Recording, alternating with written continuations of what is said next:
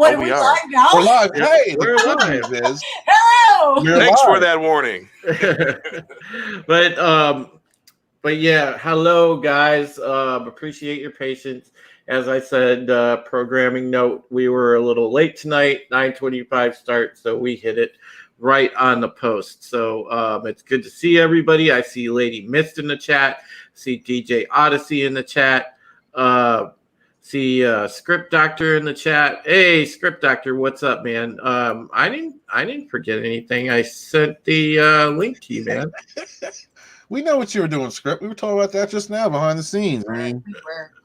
I saw you retweeting, but you only need one hand to do that. Ever since you got a girl, ever since you started getting Poo Nanny, we're nothing. You know, you're always put late. your air quotes up. And put your air quotes up. Someone came to the door. Yeah.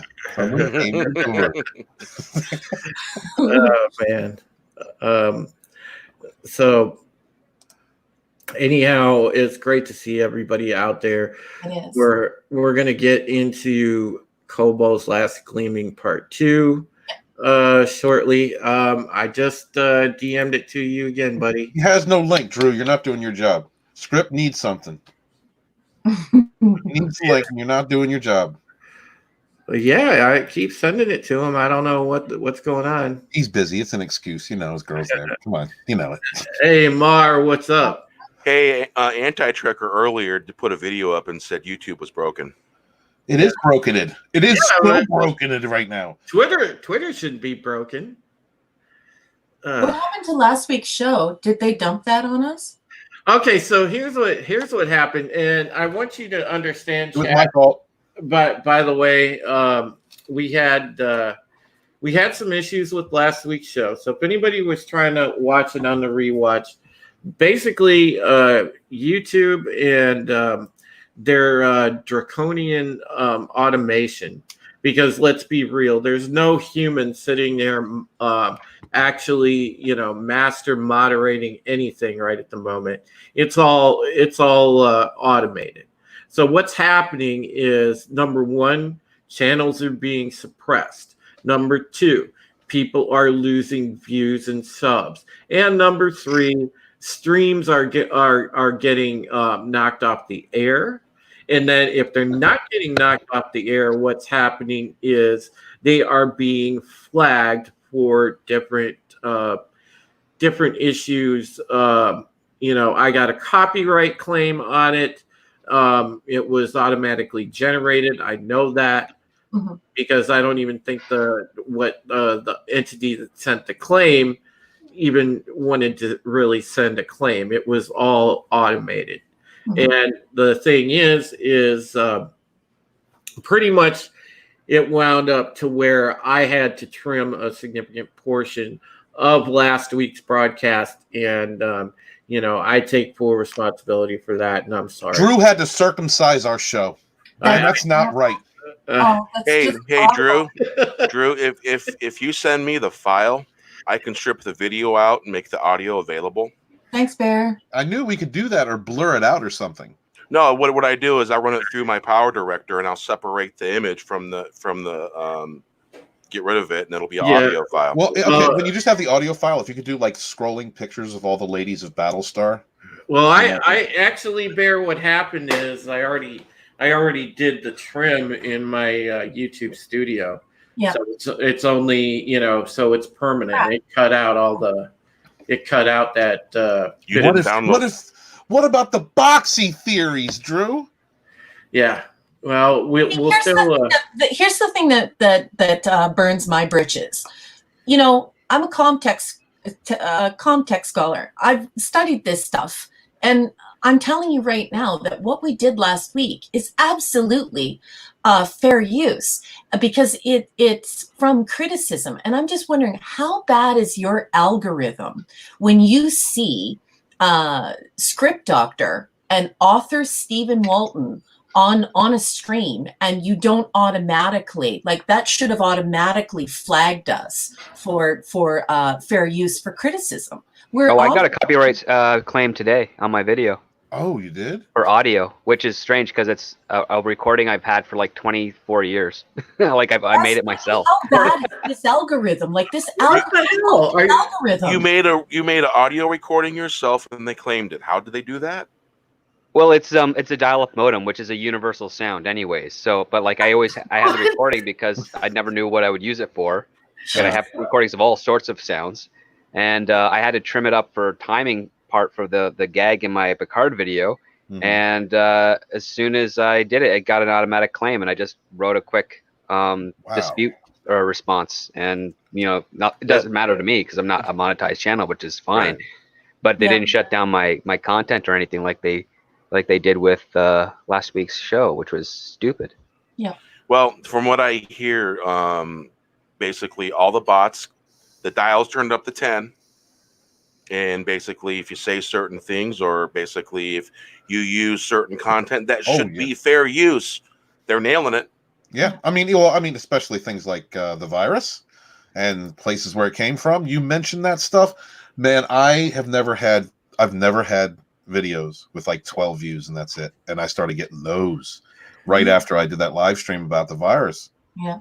Dude, Well, the other thing we have to worry about is the fact that a lot more channels are doing a lot more live streams and YouTube content to fill in the void of boredom. That's true. And that's true. There's going to be an influx in what we have. I mean, even on Twitter, I was able to click on Drew's DMs for everything, and it wouldn't load anything past our conversation like a day ago. And that's why I wasn't here, because I'm like, what's going on? So I had to like completely shut down that, go into my application, and manually type in the StreamYard link to get in here, because it was only showing up on my phone and not on my web browser. So that's the excuse, Script? That's the excuse? Huh? Mayhem. The girl's not there? Yeah.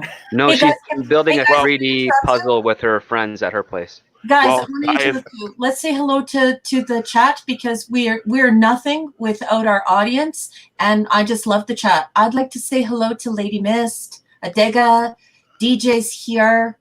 Who else do we have? Palanuki is in the house. What is up? Dale Palanuki. Palanuki. Dale Palanuki. And my boy Mark Krell is here. Yeah. It's good to see you, Mar. I hope you're well and safe over there in Germany, my friend. So we got folks hanging out, and it's good, and I've been raring to go for this, guys. Oh yeah. Yeah. And real quick, what do we want to do next week? Do we want to have along with the Boxy Theory, do we want to have like a sum up of the entire season, like a show like that? I have no idea. Or are we going right into season 2? Because we have to do our Boxy Theory show, so I figured we just tied in with like a season review. We're actually doing the Boxy Theory show. That's going to be a riot. Oh, we're doing that. Oh, DJ definitely. DJ and Adega definitely have to make that show. Oh, they are. That's a given. They're going to be on panel for that. Mm-hmm. Even if Hey, if I got to step down so they can come in, I don't care. yeah, exactly. I'll moderate. Oh, I love Steven. Steven must stay. But no, the thing is what I want to do is I kind of want to make sure that we have all the theories gathered up. Hey, Loki, Stone Loki in the house, man. That's another solid guy right there. What's going on, buddy? Solid. Drew called you a solid man, Loki. Take that as you will, sir. Oh man, yeah, Stone Loki's sexy. I like Stone Loki. But the thing is I was kind of thinking with the Boxy Theory show, you're probably I don't know. Would you guys like the Boxy Theory show next week? And we'll roll it into, as Steven said, into like a season 1 overview, or would you like us to go into season 2 and start with season 2 episode 1, which is Scattered? So let's start it with Boxy Theories. We could always just do like the end of season review be a Boxy Theory episode as well. So we have season 1 Boxy Theory, season 2 Boxy Theory, 3 and 4. Seeing what happened to Boxy. And that's a very important question, Script Doctor. What happened to Boxy? Because Boxy. Oh, there's another theory that could have happened in this very episode. So when we get to it, it's going to be quite fun. Oh. SD's idea is really good because it actually gives us a frame. So any of your Boxy theories from the first season can be tabled during that show. I think that's a hell of a good idea.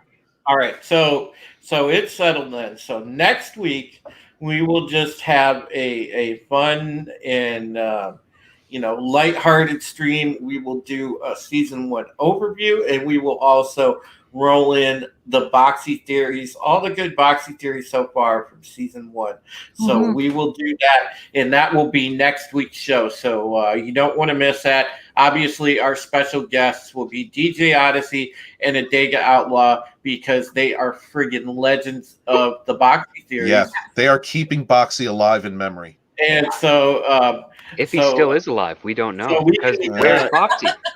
So anybody else that wants to qualify for next week's panel, if you get a couple Boxy theories out there tonight, we will get you on as well. So, Stone Loki, I know you got some game, brother. Bring a Boxy theory tonight that you jumping on next week. So, we'll do the best of the best. So we'll recap the ones that really gave us a good belly laugh and possibly provoked some dad and grandpa jokes. And then some new ones that you have, because I really like this idea that SD had that we would leave it confined to the whole season. So let's do the best of the best plus a recap. Bring your A game, gents. Hey. And Lady Mist. My boy Orville Nation's in the house. What up, PJ? I want to recognize PJ for being a great supporter. He's also a very good personal friend. Make sure that you're following Orville Nation on his YouTube channel. He does anything and everything Orville, and he's a great supportive guy. So if you just are looking to network, you need some help growing your channel, make sure you talk to Orville Nation because he's good people. He'll steer you in the right direction. And he has very soft hands. He does. Oh boy. But I don't know, man. I got if I'm talking soft hands, I got to roll with my boy Adega. He is a doctor. You play a doctor with Adega, Drew? Okay. Yeah, all right. See what you did, Steven? It's catchy. Oh my God! This episode was a lot of jump cuts. They tried to involve every last person except one. And we'll see if y'all can guess who they left out of this one. Do we want to really quickly, since last week's episode cut short, do we want to kind of give a real quick overview of last week's episode, Kobol's Gleaming Part 1? I guarantee you that Raquel has those notes someplace around her right now. Yeah, Raquel, you can take it away, baby girl. You got this. I do have those notes. I know you All do. right. All right. About peanut butter sandwiches. I'll be right back. All right. Because I didn't take them last week. I know that she has them. I don't. Yeah. So we're gonna give you guys basically the overview of what happened in last week's episode, and we'll get right into the events of Part 2 of Kobol's Last Gleaming. This is, in my estimation, as I said last week, this was a great season finale. And I will let Raquel take it away. It's also a great example of Script Doctor's hatred for Gaius Baltar. It is, yes. Yeah. It is. There's a lot to hate for this guy. Loathing. Oh, here we go. Liquid hot magma hate. Yeah. It's a love to hate. Yes. So, and I know author Stephen Walton's got his favorite scene, which I'm pretty sure involves a number of Cylons. You know what? I may have prepared something just for that scene itself. But now we'll get an R rating. We'll get into that later. All right. Stephen and I renamed this episode together, Pugilism and Power. It's all about boxing. It's all about power and how you use it. First, we have some rapid snapshots of dad and son sparring. Starbuck having sex with Gaius. Hilo running away from Caprica Sharon. Back on Galactica, Boomer number 8 is munching on her sidearm. Back to the pugilism, and then to Hilo, and then back to Sharon. And what happens here? You guys, I have messy writing. That's okay. While Adama is sparring with Lee, he basically tells him, that he's a young man who doesn't take enough risks. And that he has to take risks, and he has to learn to trust himself, or he's never going to get anywhere. And we know that this has got a great deal to do with the fact that Starbuck is doing the nasty with Gaius, and there's all that sexual chemistry between the two of them. Mm-hmm. Then we go back, and Hilo can't kill Caprica Sharon. And then we cut to an appointment with Dr. Caudle and the president. I'm sorry, if I may say so, also in this opening, we find out that Admiral Adama has bigger balls than his son. Cara Thrace has bigger balls than Gaius Baltar. And Hilo has no balls whatsoever. Okay. Yes. This is really about who has all of the balls. Yes. It's a very ball-centric episode. It is. Yeah. Then we cut to the poker game, although never call it poker, folks, because it's not actually poker. And Gaius and Lee are gambling with the crew, and the angel taunts Gaius. Gaius calls everyone and wins, of course. Starbuck walks in. Gaius scolds Starbuck because scolds Starbuck. He has no... Yeah, anyway, Lee has a black eye, a symbol of how he has taken a blow with Thrace, because, of course, Thrace is now sleeping with Gaius. And Starbuck declines to join the game. Lee, at this point, you can tell, he gets all shifty-eyed and realizes, these two are sleeping together, right? He puts 2 and 2 together. Cut to the presidential meeting. Gaius is taunted by the angel. The angel is extremely agitated as she believes Gaius is in love with Cara Thrace. The president is debriefing him on his duties. Gaius fights with both of the women at the same time and manages to make himself look like a lunatic. The angel, of course, professes her love to him. The president lets him leave. The angel continues to taunt him over Cara. Cut to Boomer Sharon, and Gata, and they're on the hunt. Jump to Kobol. Yeah, you guys, my notes suck. You're doing fine. This is just a sum up. Keep going. Anyway. This is good. Yeah, and they jump to Kobol, an Earth-like planet, but it's not Earth, as Boomer Sharon says. It's more important than Earth. Then we cut to Caprica. It's raining, and of course, Sharon is there, and they're soaking in this rain because, of course, the entire climate is messed up on the planet, and they fight over her being a Cylon. He says he's only keeping her alive to get off of Caprica. We cut to Galactica. Lee confronts Thrace. It gets really ugly. They punch each other in the face, more of this pugilism. Mm-hmm. He accuses her of being a slut, and that's kind of how the punching match happens, although Cara is the one who throws the first punch. Mm. We cut to the president and the assistant, Billy, ever-present Billy, and the priestess. The president is looking at a map, and she sees a civilized, thriving satellite image of a planet that's alive. Meanwhile, everybody else sees ancient ruins. The priestess opens up the Bible and shows everyone in the room the picture of Kobol, the birthplace of mankind, where men and gods lived together in harmony. Cut to Galactica Boomer. She's back in her bunk, eating her gun again. She's really contemplating suicide. She doesn't know what to do with herself. Gaius comes in with the angel. Boomer confides in Gaius about her dark thoughts. Boomer is weaponized and won't complete her urges. Gaius convinces Sharon to kill herself, although Stephen says that might not be what he was attempting to do. However, Gaius says the following: there are far worse things than death. Listen to your heart. Embrace that which you know to be the right decision. So I'm going to leave that up to the viewership. Do you think that Gaius encouraged her to pull the trigger and kill herself? Or was he saying, look, you have stuff to live for? Okay, he leaves, and she shoots herself in the face, and he literally does nothing except for keeps walking down the corridor. So he doesn't really care that she shot herself. And at this point, we don't know if she's alive or dead, just that she shot herself.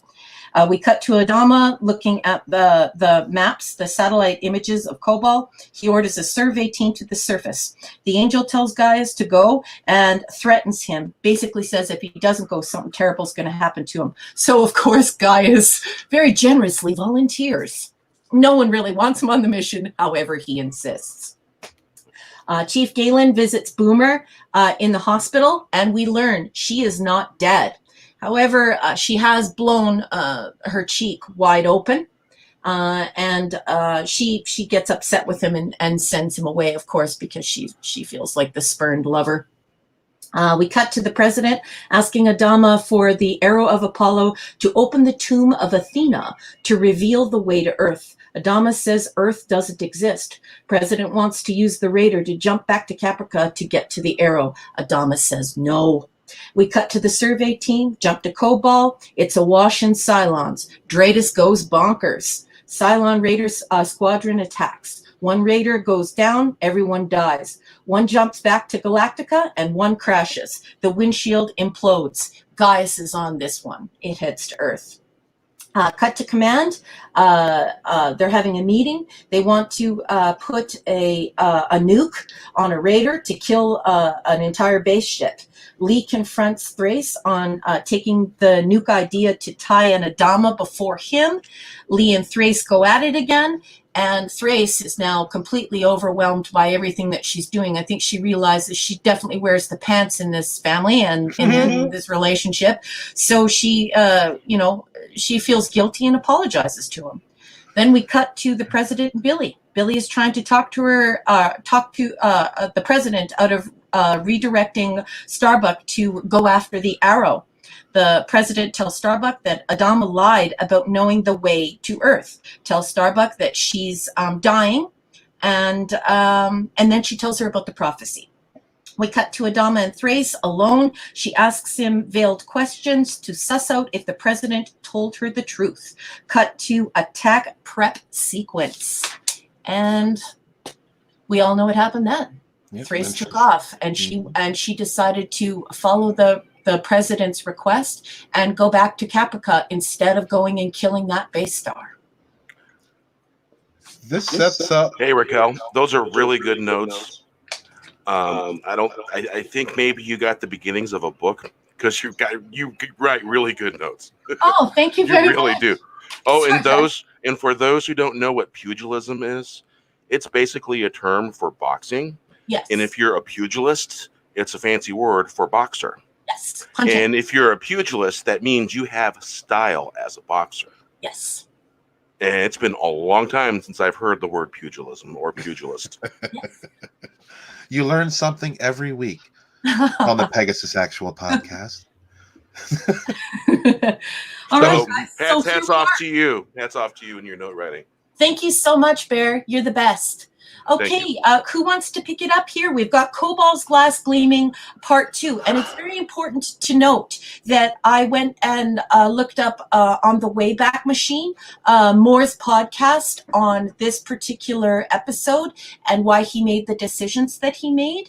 And at the top of it, he does say, and so it's very important that our viewers know this, that Kobol's Last Gleaming, Part 1 and Part 2, is supposed to make strong suggestions in our minds and in our feelings about the Star-Spangled Banner. Really? Yeah. So I thought everybody would like that little tidbit. I fired up the Wayback Machine and went and found that. So just so you're thinking about that, you're wondering why it has such an odd title, that's what's behind it. He wants us to be thinking about the Star-Spangled Banner. Yeah. All right. Well done. Okay. I guess I can pick up. Raptor 1 crash, the crash site on Kobol. And go ahead. I was gonna say, Steven, we got some boxy theories Oh, real my quick bad. to throw in. I'm putting my We'll throw them in really quick because I don't want to lose them while we got them. So, all right, pre-show boxy theory. DJ Odyssey says Boxy is hiding in the green room, stealing all the nuts, so the guests have nothing. Damn it, Boxy. Yep. Damn it, man. You know, of all the things, Boxy, get off my nuts. All right. So, Dega Outlaw says, Boxy theory, colonial news alert, breaking news. A small male child has been seen leaving the Axion in a stolen shuttle. Rumors are that he is wanted on a large list of crimes. More to follow. DJ Odyssey says, news at 11. Boxy theory number 1 for DJ Odyssey. Boxy has been left in charge of YouTube. It's why it's all screwed up now. Who leaves a kid in charge anyway? That's got to make it to the best of the best. Yes. Well done. All right. Palanuki said, he didn't put boxy theory, but this is a boxy theory. Palanuki's boxy theory. I think Boxy's friend Muppet is a descendant of the robots from the Five Nights at Freddy's. If that's the case, we all know what happened to him. Oh, Nice. Oh, man. Oh, good God. Okay. Then newsroom, Colonial Alert. We are having trouble keeping up with this rapidly evolving story. More to come. And Stone Loki has a boxy theory. Loki, nice. He brought it. Boxy theory. Adama boxed Boxy on Colonial Boxing Day and boxed him to death. yeah. He opened with an attack by punching him in the box. Right. Loki, you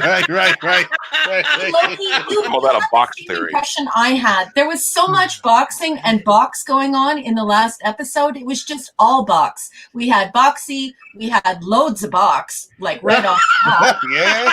And then we had boxing. It was a lot of box. Oh, man. Nice. Anyway. And poor Baltar didn't even get to finish round 1 of his boxing. Exactly. Poor Baltar. Yes, that is true. That is Yeah. Call it. It's Gaius Blue Balls, not Gaius Balls. He limped away. That's what happened there. His side and his nether regions. Nothing was satisfied. All right, and the last one for now, we have Boxy theory, Colonial News alert. Boxy has been spotted hiding under Raquel's floorboard. Alert, he has a camera. More later. Oh, no. Definitely not wearing a skirt. Definitely not wearing a skirt. Oh, jeez, oh, man. Let's see. Adega says I missed one. Oh, yep. Newsroom, type editor was murdered. Rumor is a child killed him. Oh, boy. This is getting suspicious. And another one here, Boxy theory, Colonial News alert, breaking news. The stolen shuttle has been found, docked on the auxiliary port aboard the Galactica. The child is and has violent and has a rabid bite. Great. Oh, man. Oh, boy. Boxy's gone Stephen King. Yes, he has. Yeah. A little pet cemetery. Here now it's going to be a little Boxy cemetery. Yeah, it is. All right. So now we are going to get into Kobol's Last Gleaming Part 2. Steven, take it away. Mm-hmm. Well, you start off with the Raptor 1 crash down on Kobol on the site. The ship's on fire. They're trying to pull people out. There's a lot of confusion. Did you notice, Steven, there's a big crew on this Raptor? I mean, you got Crash Down. There's two big crews. Yeah, you got Crash Down, you've got Felix, you've got Baltar, you got Callie. You got Callie, you've got the Chief.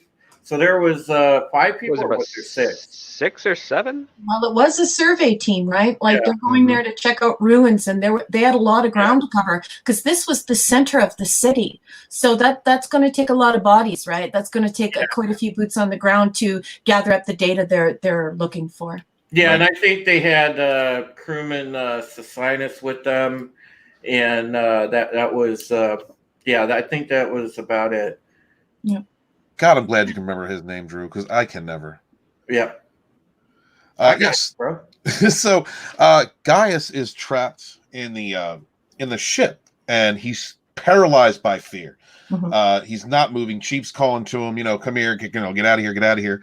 And then, this ambient music starts playing, and Angel 6 shows up and says, Gaius, come here. Like the fire disappears. It's just her. And so she circumvents his fear with his hallucination.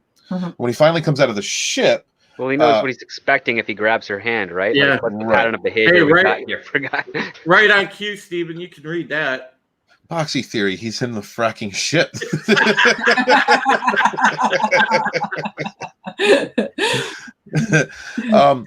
But as he comes out and she disappears and Chief reappears and helps him out, he walks forward. And I don't know if you guys noticed this, but he walks forward into a patch of high grass and falls back. And there's flat grass all around him that looks like an angel.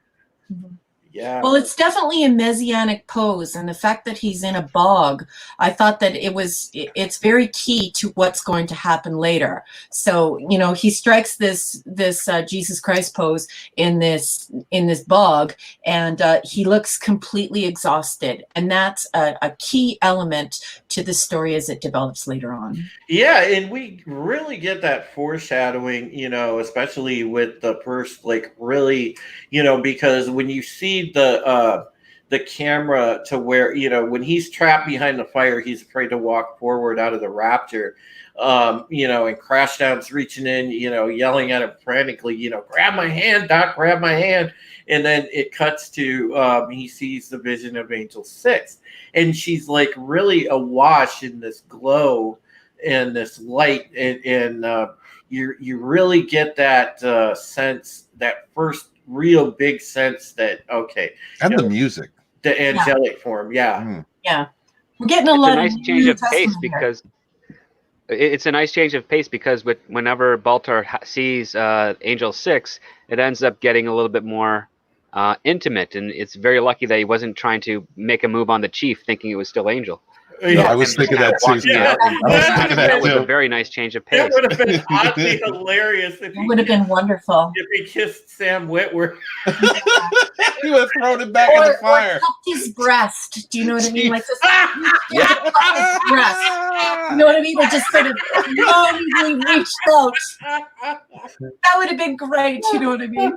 Now, would Chief have thrown him back into the burning ship, or would he have smirked just a little bit? No, just the idea of Gaius cupping his movies just makes me laugh. Oh, good God. What would have you preferred?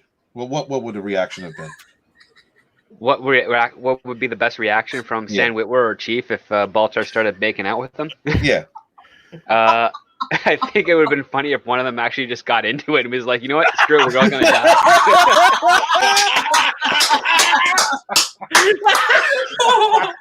Ooh, that's good. I had no idea. Would have done this a long time ago. If it would have been Saul, he probably would have got punched across the room. If it was Chief, you'd probably have to say you're not a Cylon, right? Just to confirm. Right. Right. The Sharon ruined totally hesitant and not know what to do. He's like, wait a minute, you're a guy. Why do you, Angel 6? Why do you sound like the Chief? And the fantasy disappears, and it's just horror across Baltar's face, and the Chief's all confused. Oh God, man! Oh Jesus, I got tears now. Yeah. So, all right. So that didn't happen, guys. Just so you know, that didn't happen. That was speculation. We led you down the garden path. Yeah. We cut to Cylon-occupied Caprica, day 51. Hilo and Sharon are at the museum, or what we would call the temple, which is the home of the Arrow of Apollo. Oh, are we going to read a boxy theory? Go ahead. Yeah, go ahead, Raquel. Read it. Sharon explains to Hilo how the arrow reveals the location of Earth. Hilo tells her she's batshit crazy. Mm-hmm. Hilo and Sharon get into it, arguing over who is keeping whom alive. No, I'm keeping you alive. No, I'm keeping you alive. And who can get whom off the planet. Sharon tells Hilo they can't move until dark, and then we cut back to Galactica. You know what I do like about that scene is Sharon standing up for herself. You know, Yes. like she's not a weak character. She's, you know, she can be timid, I guess you could say. You know, but how but how she stood up and basically just said, "Look, yeah, I'm a Cylon, but I saved your ass, and I'm trying to help you live." Yeah, and I love his response to it is completely vitriolic. He has been betrayed. Yeah. You know, he's a man who's in love. You know, and he was completely betrayed, not only just romantically, but ideologically, you know, as a human being. Yeah, he right now all he can see is anger at the moment. So you know he's just speaking out of anger until that subsides for him. But, I think there's something complex going on here too, though, guys. I don't think it's just anger about Sharon lying to him and finding out that she's a Cylon.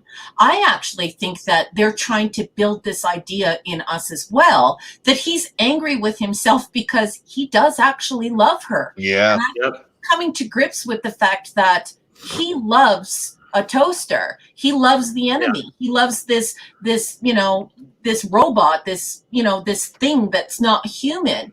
And I believe that he's angry because he passionately loves her, and he's starting to realize that. Yeah. All right. Really quickly, got some more. God, man, the Boxy theories are coming in fast and furious. Boxy theory, Colonial News Alert. This is from Adega. Both the med lab and armory have been broken into. Unknown at this time what was stolen, if anything. More news to come in this fast-paced development. I like it. I like it, you guys, with the news broadcast thing. This is cool. I don't know how you guys got on this, but this is awesome.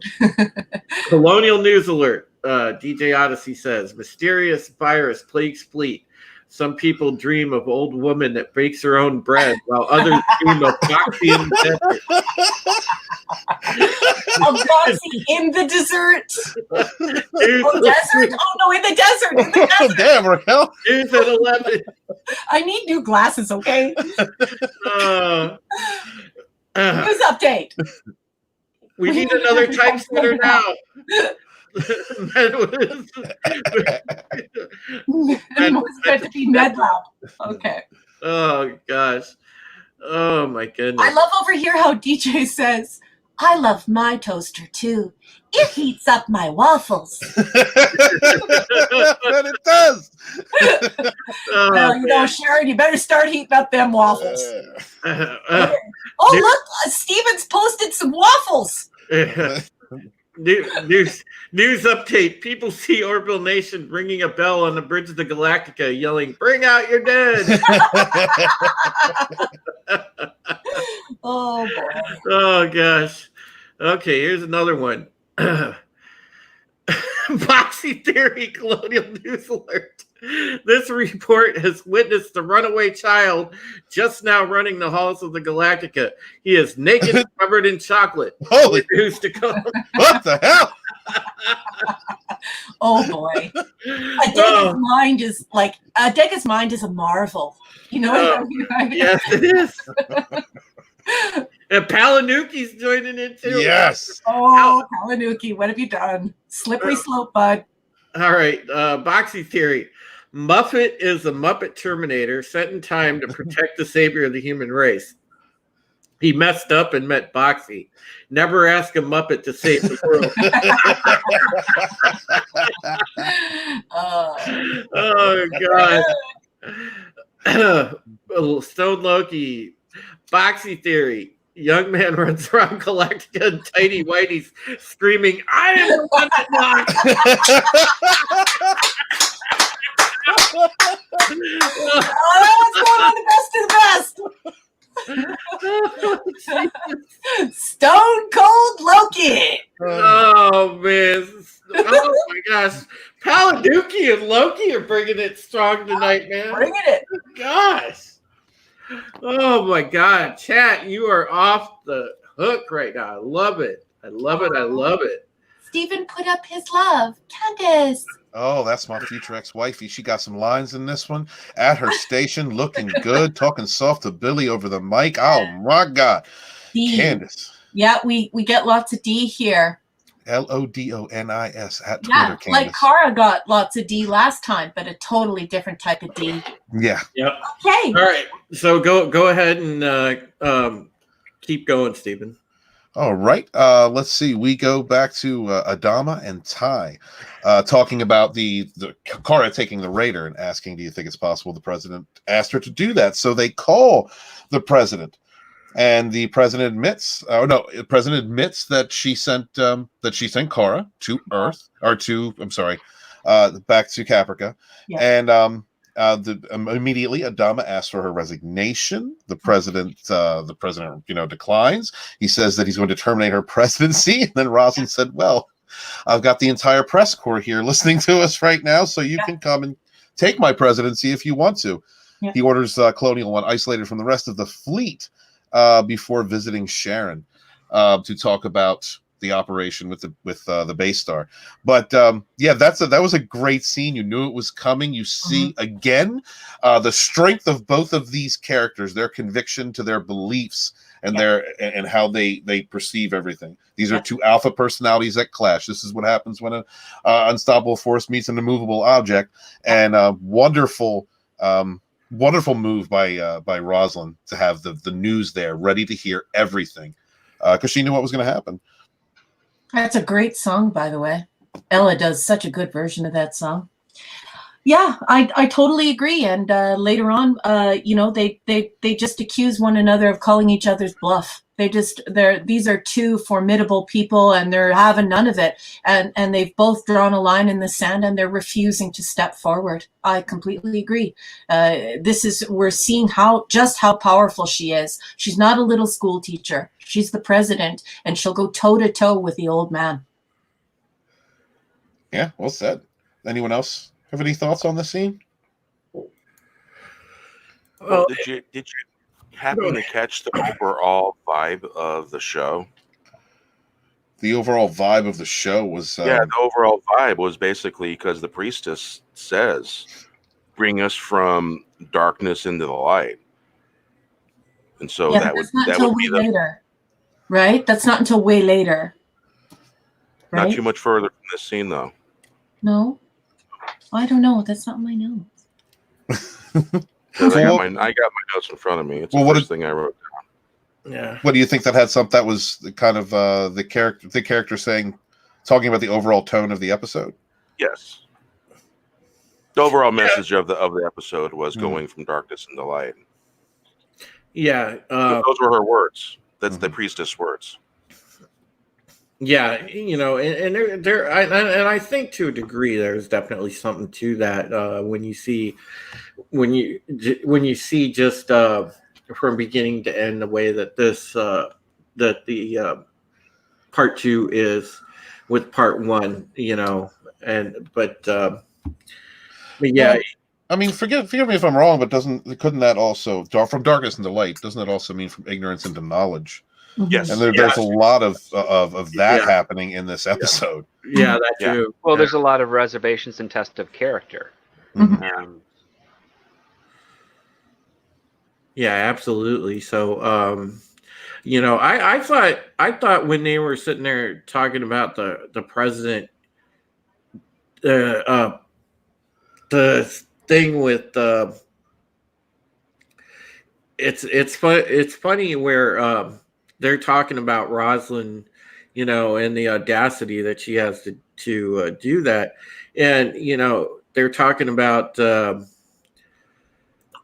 Starbuck taking the Raider, and it just ties in. Yeah, nobody coerces Starbuck. Even I've tried.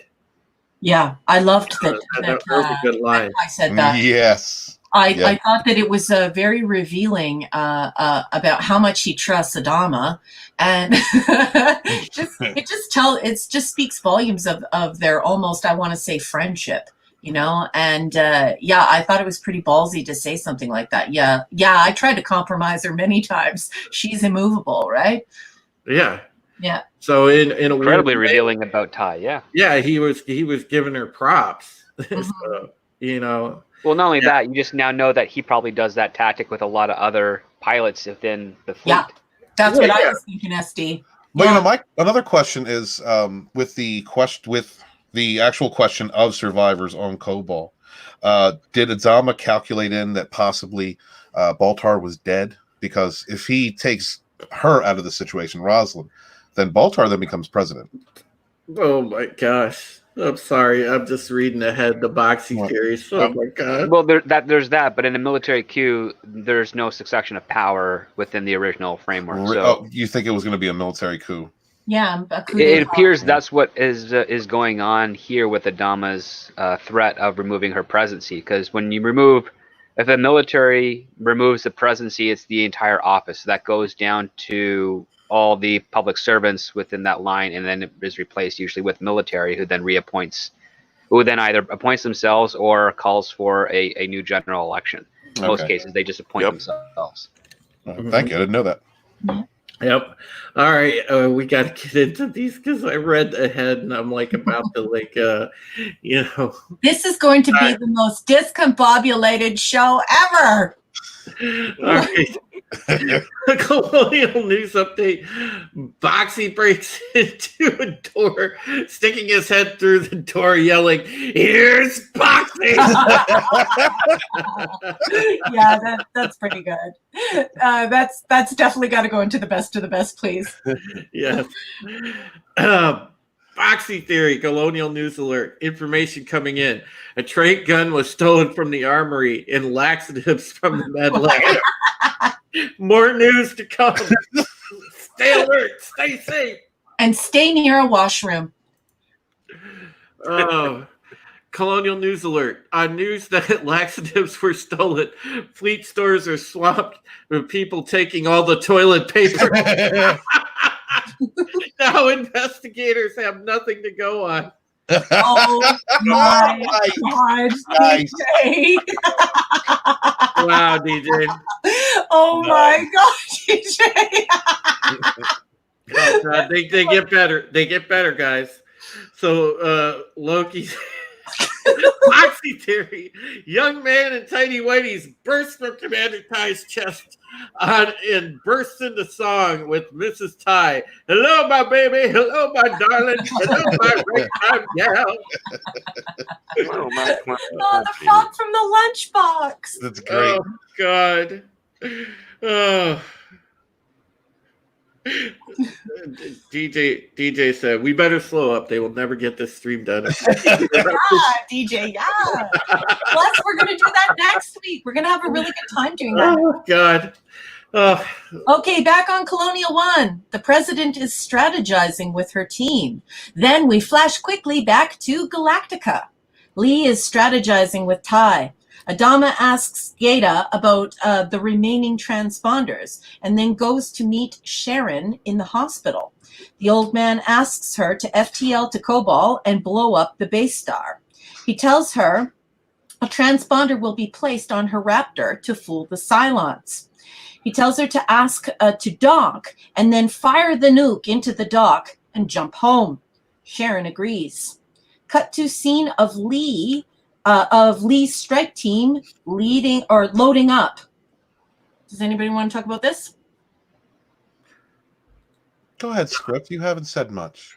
Yeah, SD. Bear. Well, what's there to say about some of these motions? They're enacting on the choices they followed through. So Adama is trying to basically, he's tackling two problems at the same time. The first one is that he cannot rescue whoever survived on Kobol if there's a base star in orbit. So first rule of combat is to take out the enemy that's preventing rescue. So he's kind of just using whatever pilot he has left, which happens to be Sharon in this case, and the last Cylon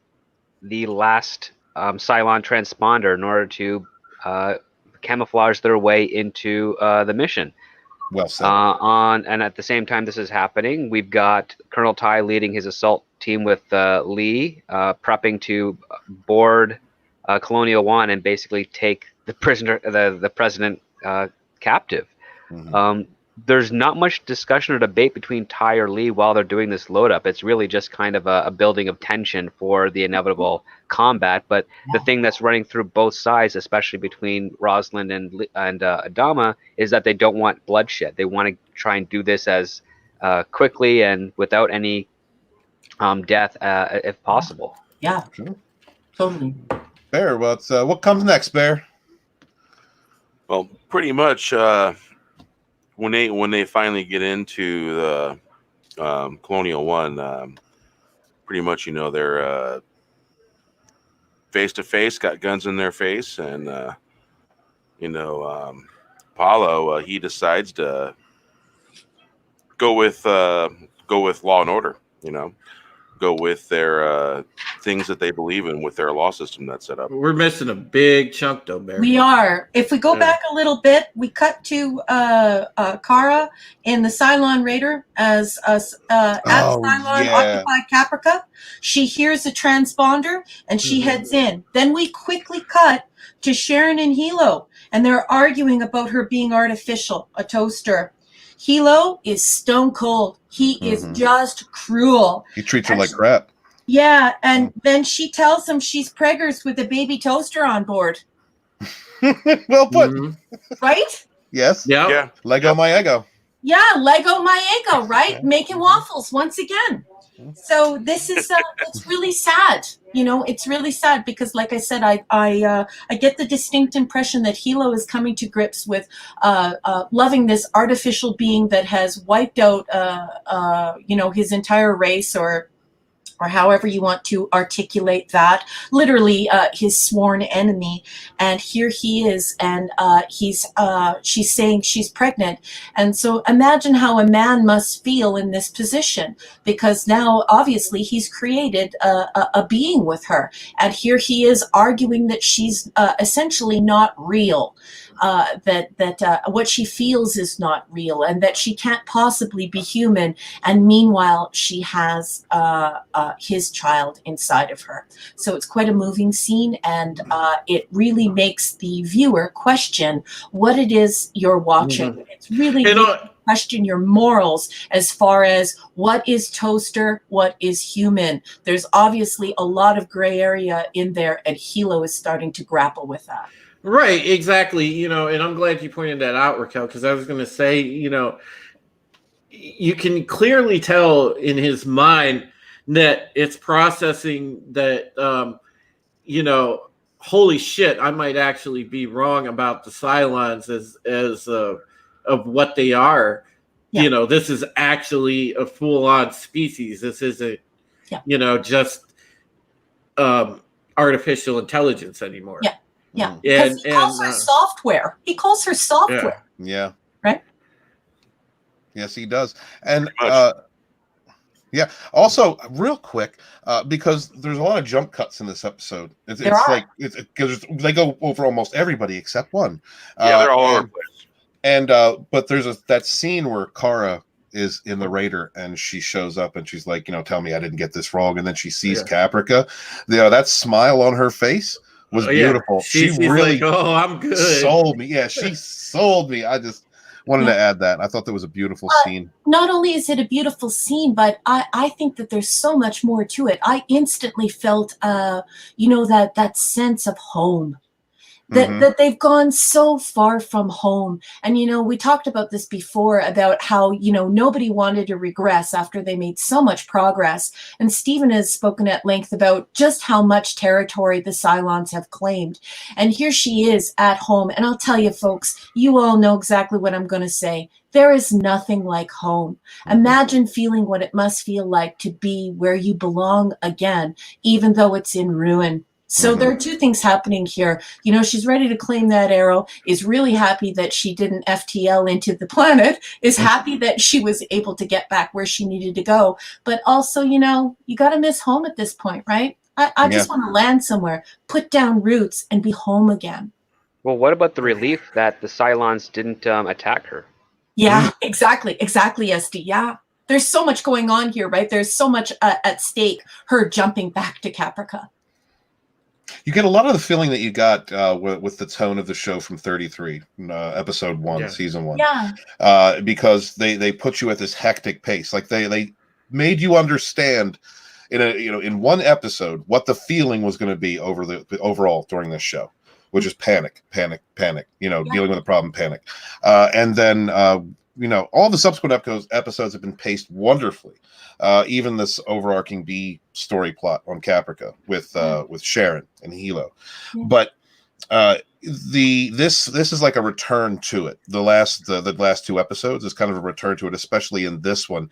How much is going on? How much you're being shown? It's really just all of the PowerPoints. Yeah. All put together in 50 minutes, and it feels like that rushed, panicky the feeling that you got from the very first episode. Yeah, we're back to that again. We're back to racing forward because it's too terrifying to look back. Yeah, I definitely got that sense as well. Yeah. Yeah. So then we cut to the strike team, right? Yeah, and that's when Adama is touching base with Lee, and then with Boomer and Racetrack, right? And then they jump, and the strike team attaches. Well, the president gives everyone permission to leave. She says, "Look. I'm not dragging you down with me. You're free to go." But you know what? They all stay. And the strike team cuts through the hall. Anybody want to talk about any of this section? Yeah, it's pretty much like I said. You could see him ramping up now. To board the Colonial One, but then we get another quick cut, and this is Kara landing the Raider out front of the museum. Yeah, the temple, Apollo's temple. Yeah. Yeah, and very odd because the first thing she does is give herself that inoculation, right? So we see, right, that she requires that inoculation immediately, right? As long as Bill Gates didn't research it, she's all good. And then we do another one of these things where, Bear was saying that there are lots of rapid cuts, and he's totally right, because then we cut to the Cylon Battlestar and Cylon base ship, yeah. Yeah. Well, Adama calls it the Battlestar in this episode, I think, and so I was like, or Base Star. Base Star. Base Star. Yeah. Sorry. And then Racetrack and Boomer find that the transponder works, and I just wanted to just pause on that for a minute because imagine how you'd feel wondering if the transponder was going to work, you guys. Oh, like you're approaching this, Like they're gonna blast us out of the space, Yeah. Balls of steel. Yeah. You have to have. Letting bullets. Yeah, right. So, and then we cut to the crash site on Kobol, and they're injured, and Chief suggests that they hide, and of course Ty acquiesces because Ty's idea is let's go walk around on the mountains. Oh, yeah, I like that. That's a great way to get shot. Yeah, you know what? Chief really showed that he's the leader in the situation with Crashdown. Yeah, Crashdown. Crashdown is trying to take charge, and Chief kind of really sort Chief of has sense. Yeah. He's basically he lets them know he's also the alpha here. Yeah. And he's like, yeah, lower ground would be better. Yep. Like, let's hide since our wounded are bleeding to death. Right. Let's take stock. Let's relax and gather ourselves together before we go wandering around on the mountain. Right. We Great might target practice for a Cylon.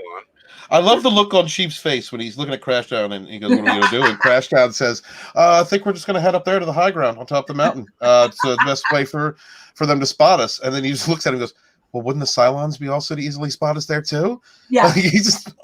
Chief needs to be in charge. Yeah, for sure. Yep. Mm-hmm. And then we cut back to Boomer, and immediately we're informed that the bomb is jammed, the nuke is jammed, right? Mm-hmm. So they're going to have to manually cook it. And they talk about Didn't that happen to Baltar last week? Sorry. Oh, that was harsh. Oh, But sorry. very well played, sir. Nice. So they talk about docking in the ship, and they head in. And then we cut to Gaius and Six in the bog on Kobol. And they talk about how Gaius, who is still in his messianic pose, can save her. So he says, thank you for saving me. And she says, well, now you can return the favor. So the Messiah in the grass has been asked to save Six. Yeah, and really quick, I want to welcome our boy Sporking News Podcast to the chat, and also my awesome co-worker, Dolopide, a.k.a. Donald Edmonds, my fellow Bounding into Comics writer. It's great to have you fellas here, and pull up a seat and enjoy. So before we go on, we've got some more boxy theories, and we're going to get to these More really quick. boxy theories? More? They're fast and furious tonight, guys. We got everybody participating, man. It's awesome. This is great. So all right, Adega says, Boxy Theory, Colonial News Alert, live report. My cameraman was just shot by a tranquilizer dart. Oh, dear hell, that wasn't chocolate on the boy. It's all going to hell here, folks. Oh, God. Yeah, it wasn't chocolate on the boy. Oh, boy. Oh. Colonial News Alert. Fleet asked to shelter in place. Try and turn off all ventilation. The shit is hit the fan. Oh boy, when Adega and DJ get together, it's just wow. Adega says, Colonial News, continuing live. My cameraman is having stomach pains. People are volition everywhere at seeing, oh, by the gods, the boy, he's covered in explosive diarrhea. Stand back before it detonates. God, it's like Stand By Me, the pie scene. News type center now. Volition was meant to be vomiting.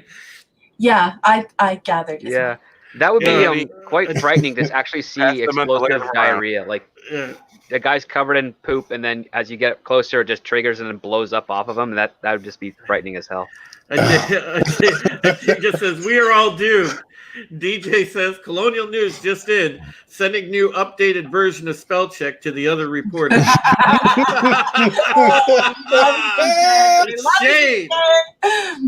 shade. And Adega says, thank the stars. Loki says, Boxy Theory. Young man in tidy whities approached by Colonial Security. Asked if it's boxers or briefs. Boy bitch slap security saying, can you dig it? Shut your mouth. Shaft, you damn right. Oh boy. Loki. Oh, I got it. Adega says, Colonial News Alert. Sven, get my coffee. Oh, man. DJ Odyssey. Colonial News Alert, just in. After long background digging, it is learned Boxy is the love child of author Stephen Walton and Brie Larson. Oh, shit. Oh, he says, okay, shit. Maybe I went too far on this one. Yeah. Damn, DJ. Oh, man. Oh. Sporking says, I finally made one of these streams. Yes, you did. Finally, bro. Yeah, Scott. Oh, man, and then my esteemed co-worker Don says, breaking news, AMC's credit downgraded by S&P, returned to Battlestar Galactica. Damn. Oh, nice. Oh, gosh, man, this is great. Damn. Colonial News Alert. This is from Palanuki. Military investigators are interrogating Muppet for the past 2 hours. He didn't say anything. What a tough pet. Oh, now this is a subsect of Boxy. Yeah. Oh, man. Oh boy. Colonial News Alert. He was turned off. God. Man, we are on fire with these tonight. Oh, great. So continuing, we've got what Raquel Sharon is flying into the base star, right? Oh, there was something. Oh, there was something I wanted to mention about that. Hold on, before. Yeah. Oh, Boltar. Yeah. Angel 6 says to Boltar, "It's time to find out why you were chosen." Oh, okay. So that's everything from the beginning of this episode. I mean, leading up into this episode has been just this narrative, have been this angelic creature that no one else can see but Boltar, leading him and scolding him and beating him, and everything that's happened. Hey, don't you try to tell Script Doctor that Boltar's chosen. Boltar is the chosen one. Yeah, he can be chosen. Why can't he not be chosen? No, because you don't like him. So? It doesn't affect him on a narrative level. I know. Absolutely. I know. Yeah. I'm just giving you a hard time, brother. I love you, SD. Script ain't having shit tonight. That's just what it is. He's not having shit. Yeah. So, you've got this detestable character, admittedly, being led, and you get to the opera house, which ends up becoming one of the central themes of oh yeah, the opera house is huge. Right. This is our first introduction to it. And again, shows that the writers of this series had a plan. And so watching this horrible person, really, who betrayed his race, he's a traitor. He is a murderer and he's a liar. Only cares about himself. And he has been chosen by some divine being to carry out divine will and create a new utopia or a new beginning for man. And so as we travel along this road with this character, I think there's parts of him that we see in ourselves, and we can, from that and from our experiences, could you imagine the astonishment it would take for these things to have happened to you, to be put in a position where you're hallucinating, you're the only one seeing this thing, and it has affected your life profoundly in many ways, and completely illogical ways that a rational mind could not conceive of, and then bring your mind to the point where you go into a grand illusion and are put before a baby. All these things are leading to new life. The symbolism of baby and new life. I just think that it's a hell of a choice to have this type of arc for someone so detestable, when it seems like it's being built for a redemption arc, but not really. It's hard to explain. It's interesting that you should say that, because actually the first time that I watched Battlestar Galactica, I thought to myself that Gaius was not human. So I thought that it was really beautiful that you said he betrayed his race, because I think a lot of people read that into it. But at first I was kind of like, I'm not sure if he's actually human, because he had done so many detestable things, right, because he had endured such a profound mania and something that truly cried out for blow dart level meds, and yet endured.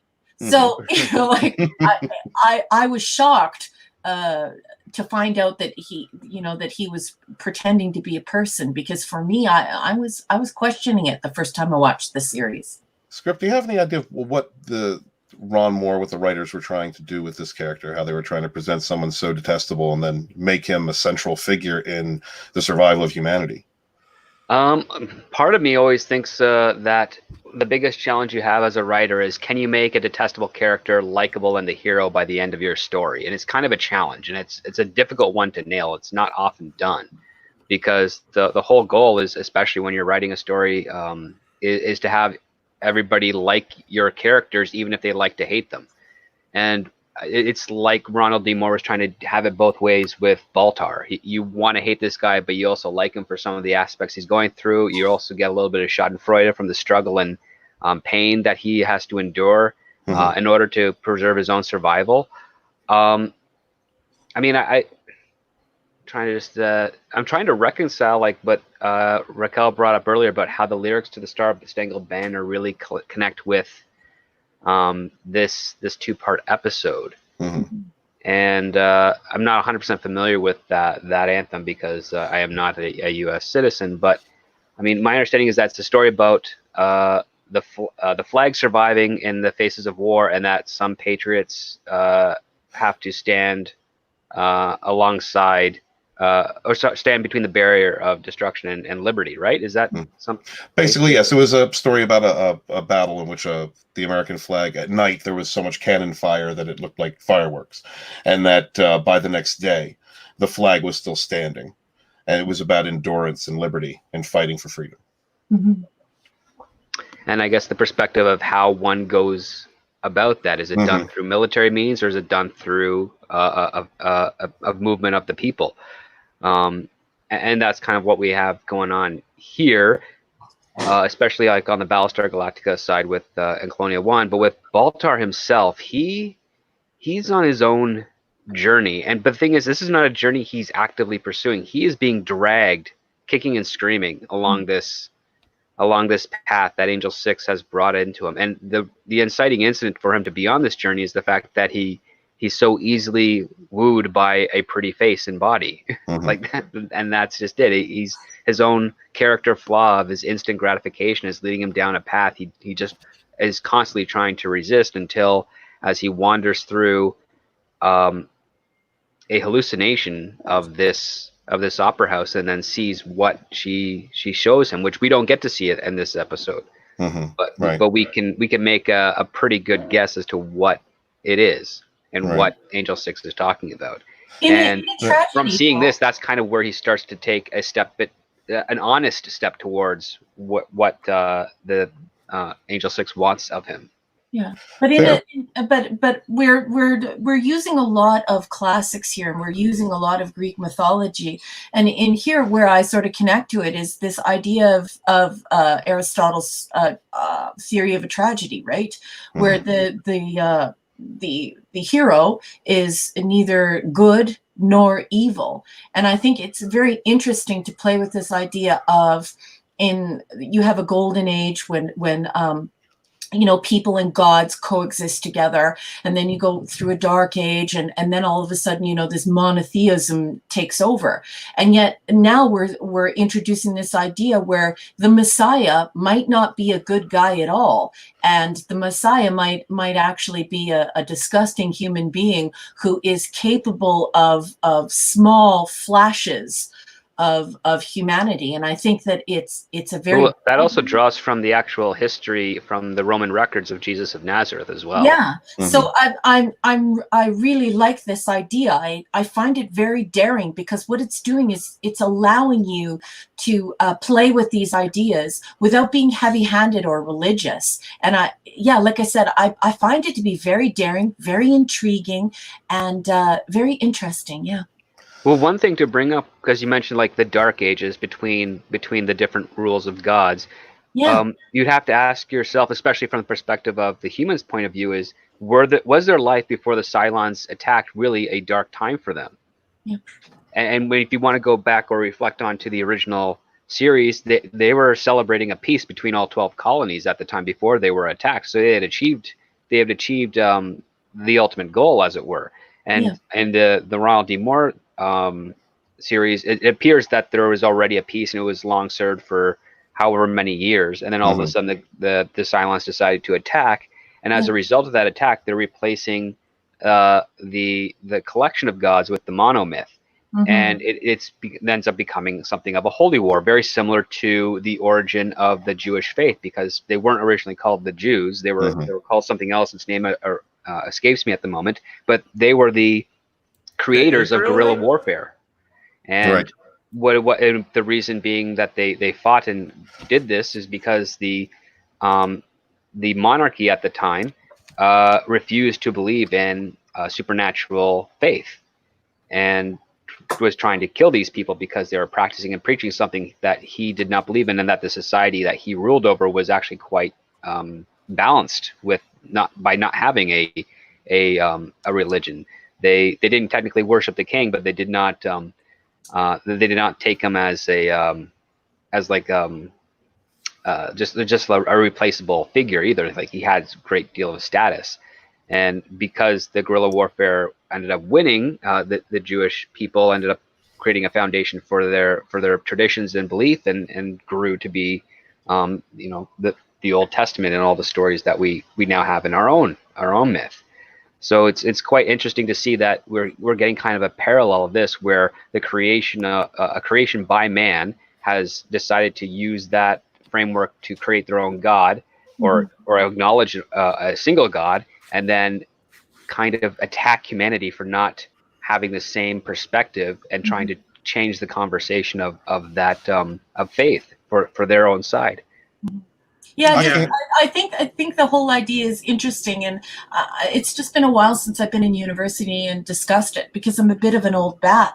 So I just went and looked it up so that I could, jog my memory. But yeah, the Golden Age, the Silver Age, the Bronze Age, the Heroic Age, then the Iron Age, and then of course we have the takeover of this monotheism. So I don't know why I said the Dark Age. Maybe perhaps it's because I'm afraid of pestilence right now. However, I digress. Yeah, SD. There's so much literally. But you could still be appropriate to that. There's your Dark Age. Interpretation could still be appropriate to how the Cylons view humanity. They're living in a dark age. It's we who are right. We are going to attack them. We are going to teach them that there's only one true God. That is what their plan appears to be with what we've seen so far in this first season. And their Messiah is a tragedy in the Aristotelian design, because he's neither divine nor disgusting. However, I know that you would take issue with that, because of course you truly believe that he is disgusting, and in many ways, I do think he's not making mistakes, right? He's not Joffrey level. Yeah, that's true. He's not that. He's not Joffrey. Heracles did some pretty bad stuff, guys. And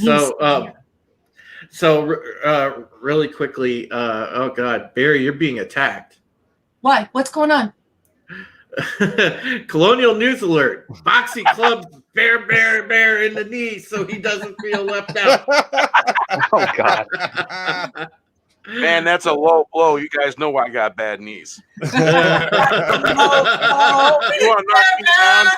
want to knock me down quick? Get me in my left knee. Ooh, but I get back up, I'm going to play real dirty. Yeah, you better watch out, man. Boxy's coming for you, Bear. Colonial News Alert. Young man in tidy whities terrorizes the colonists on LV-426. A xenomorph may be involved. On the ready line, Marines. Oh, shit, wrong IP. Sorry. And then we got, another news update. Bear comes in second at Winter Olympic figure skating contest. Damn. Nice, Bear. What can I say? I can dance. I haven't been on skates since I was 2. Dega says, Colonial News Alert. My cameraman has been taken to the infirmary. Some chick named Boomer is holding my camera now. Someone get me a new suit. Word to the wise, never stand downwind and close to someone with explosive diarrhea. I'm going to kill that cameraman. Oh, no. Loki says, Jesus Baltar was the Messiah, leading his people and telling the Cylons, let my people go. Can somebody do that in the Charlton Heston? Was it Charlton Heston who said that in the movie? Yes. He was the actor. Who does the best Charlton Heston? I'm going to say that's going to be Bear. Can we let my people go out of Bear in his big grizzly voice? I'll do it, Bear. Come on. Hold on. Come on, Bear. He's got to work up to it. Okay. You get PJ over there with his soft hands massage your voice. DJ says, Colonial News Update. It requires tobacco. Boxy spotted in Galactica ventilation system wearing a clown outfit, handing out red balloons saying, we all float down here. Oh, boy. DJ. All right, here we go, Bear. Ready? Let my people go. Yes, Bear. I know where you sleep. I'm coming for you. All right, Loki coming with a boxy theory. Galactica deck gang removes young man in tighty whities from the Viper engine exhaust.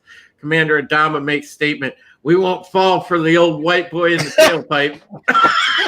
What the fuck? Hell, Loki.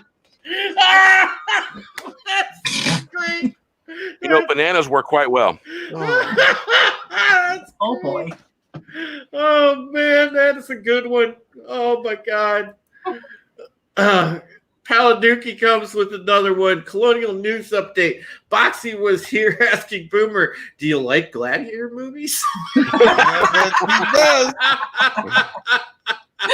Oh, Palanuki. Oh, Wes Moody in the house. Hail, Wes Moody. Oh, Wes is here. Loki with another one. Boxy Theory Update. Young man in tighty whities dances for the deck gang, asking, "Are you not entertained?" Oh boy. Love the Oh tidy my whitey, Loki. god! Yeah, Loki likes some tidy whities. Boy. Yeah. There we go. There we go. All right, now we get back on track. Okay, so let's cut back to the president's ship. Yes. And Yes. the priestess, believe it or not, folks, is leading them all in prayer. Get out. A priestess wouldn't Yeah. do that. We ended this, or we restarted this conversation on prayer. And then we cut to Dee and Billy, and they're having a chat about what's going on. You know, tell her to stand down. You tell him to stand down. Look, nobody's going to stand down. And then we got to Starbuck, and she smashes the arrow out of the cabinet. Then we cut to Gaius and Six walking around the ruins on Kobol. Then we cut back to Kara. Yeah. And she seizes the arrow, and Six shows up, and they literally shit kick each other. It's just terrible. Oh, this is absolutely. Oh my god, this is what. It's brutal. This is why I am so glad that I met Katie and Trisha, because when I saw this scene when I was originally watching the show, God, this made me a fan of both of these women. Yeah, They were so sexy while they were doing it too. No, they were Different stiff, kinds of actually. sexy. They were really rigid and stiff. It wasn't man. until she grabbed her by the shoulders and started throwing her into stuff that the fight actually felt like natural. And that's not a fault of the actors, and it's not really a fault of the stunt guys. It's just a natural progression, because I don't think women play fight when they're young as much as boys do. So boys have a bit more of a naturalistic aspect to it. Yeah. And when girls try to do it, they're trying to emulate what they see as opposed to what they've done. And they're just very rigid and stiff. Their shoulders are always straight. They're locked in their elbows and at their hips. They're not fluid.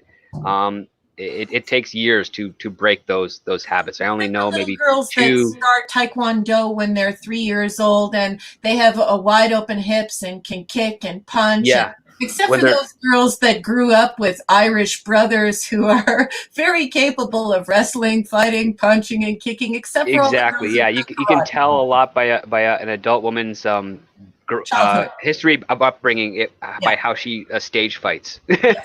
You can tell if they grew up in a house full of girls as an only child, or as like a princess that was not to be touched. Yes, there's a bit of wallflower initially, but then they get into it, and it just becomes a terrible, brutal. Yeah, it's one of the most whatever brutal that cat fights. fight. That cat fight was sexy. Once you get past, I mean, they cut away from the fight twice. So once they get back to the third part where it actually gets like really tight and like they're grabbing and trying to smash each other, that's when it actually becomes fun, and you're kind of worried, because it's like, okay, this is no longer looking choreographed. This is looking like two people desperately trying to fight for the arrow. I agree. Yeah, I agree with you. You gotta admire Starbucks' final solution, though. I'm telling you, dude. Man. When she grabbed her and just jumped off, what was it, 20 feet? Don't jump ahead! Don't jump ahead! We don't know where she lands yet, so it's okay. Yeah. Then we cut to Racetrack and Boomer. They're inside the Cylon ship. And you know what I noticed? That eerie Cylon pulse was playing in the background, and it was like really freaky. It was like a pulse leading you into the ship, and you can hear it very faintly. Woom, woom. Yes, Yeah. and Well, it's quite also interesting because what does the interior of the ship look like? exactly what I'm about to bring up. I really like the first imagery of like the organic techno arrangement. yeah. Wonderful. I love the shot of the inside of the base star as they were flying in. It was just like such a good looking. It was such good CGI. And again, the effects guy that they had for this show, Gary Hutzel, did so good. I mean, this is the guy that brought those great ship shots and the epic space battles in Deep Space Nine, which most everybody here are Trek fans, so we know like all the good ones like Sacrifice of Angels and stuff like that. Yeah, Gary Hutzel did all that. Yeah, the inside of that ship reminded me of the sculpting of the inside of V'ger when they showed the details on the inside of V'ger. That's a good catch, Barry. Yep, that's a very good catch. Very good. Well, catch the way that they enter is very similar to like how Spock when he's doing the mind meld. Yeah. I thought it looked like a womb. Well, that's what V'ger also looks like as they're getting close to it. It looks like an entry to. V'ger looked like a womb as much as this one. I mean, this was a fleshy womb. Oh yeah, like the shapes are definitely there, but yes, the base star definitely inside is very fleshy and we'll go as far as say it looks like they're planting a bomb inside the uterine wall. Yeah. And I like this whole idea because I think that it was done on purpose because of what's in the cradle and what Boomer confessed to Hilo. Hey, can you take it easy, script doctor? Some of us are in a dry spell.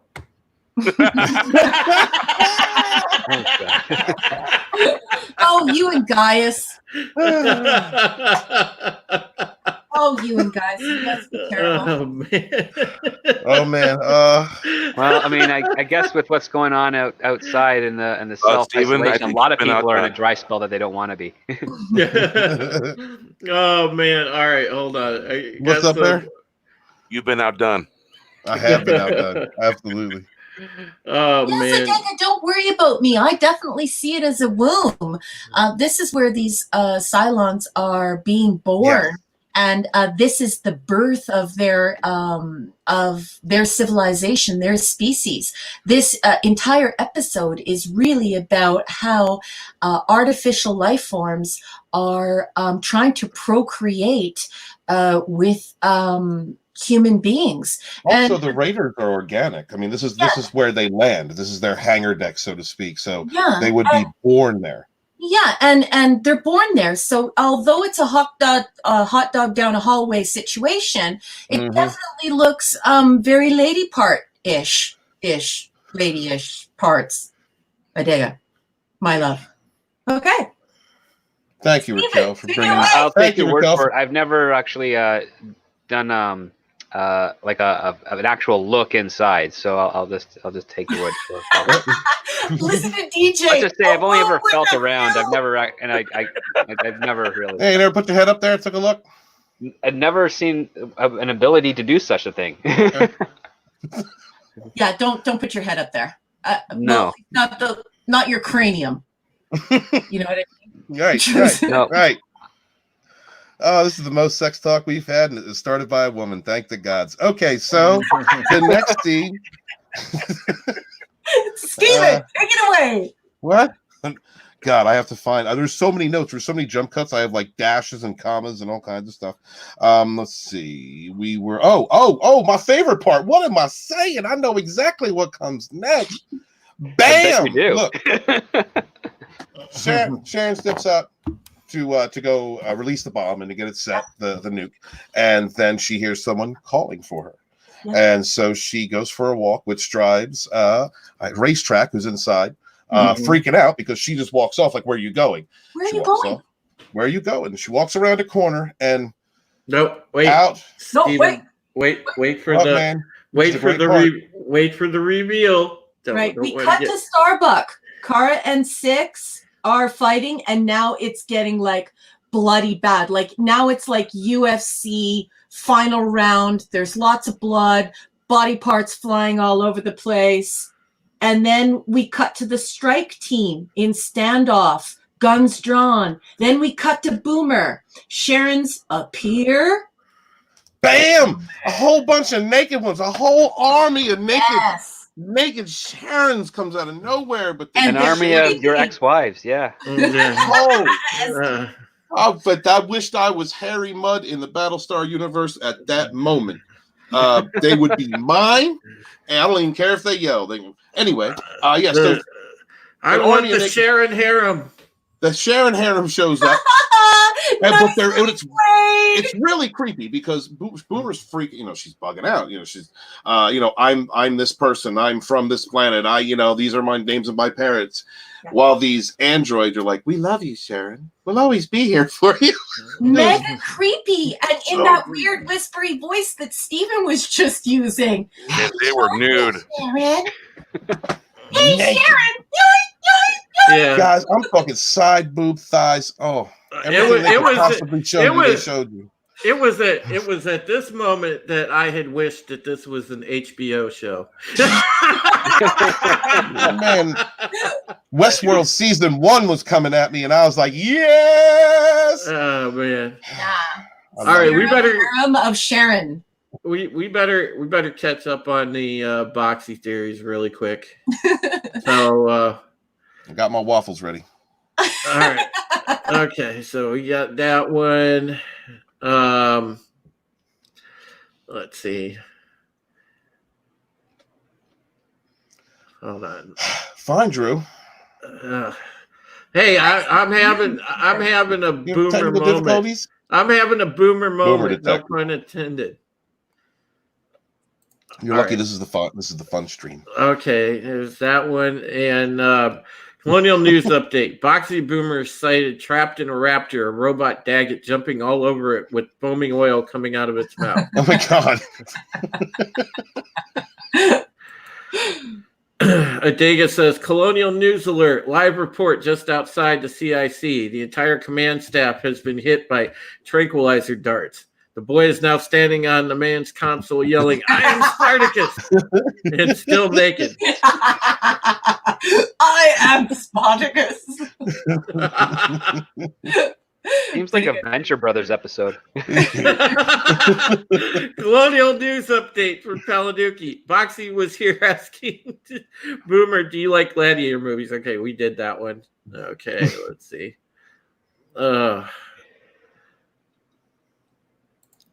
All right. Colonial News Update. Boxy isn't the love child of Stephen Wilton, but really the love child of Drew Taylor and Rosie O'Donnell. No film at 11. Oh. DJ. That's kind of mean. DJ says that'll teach him to skip our theory.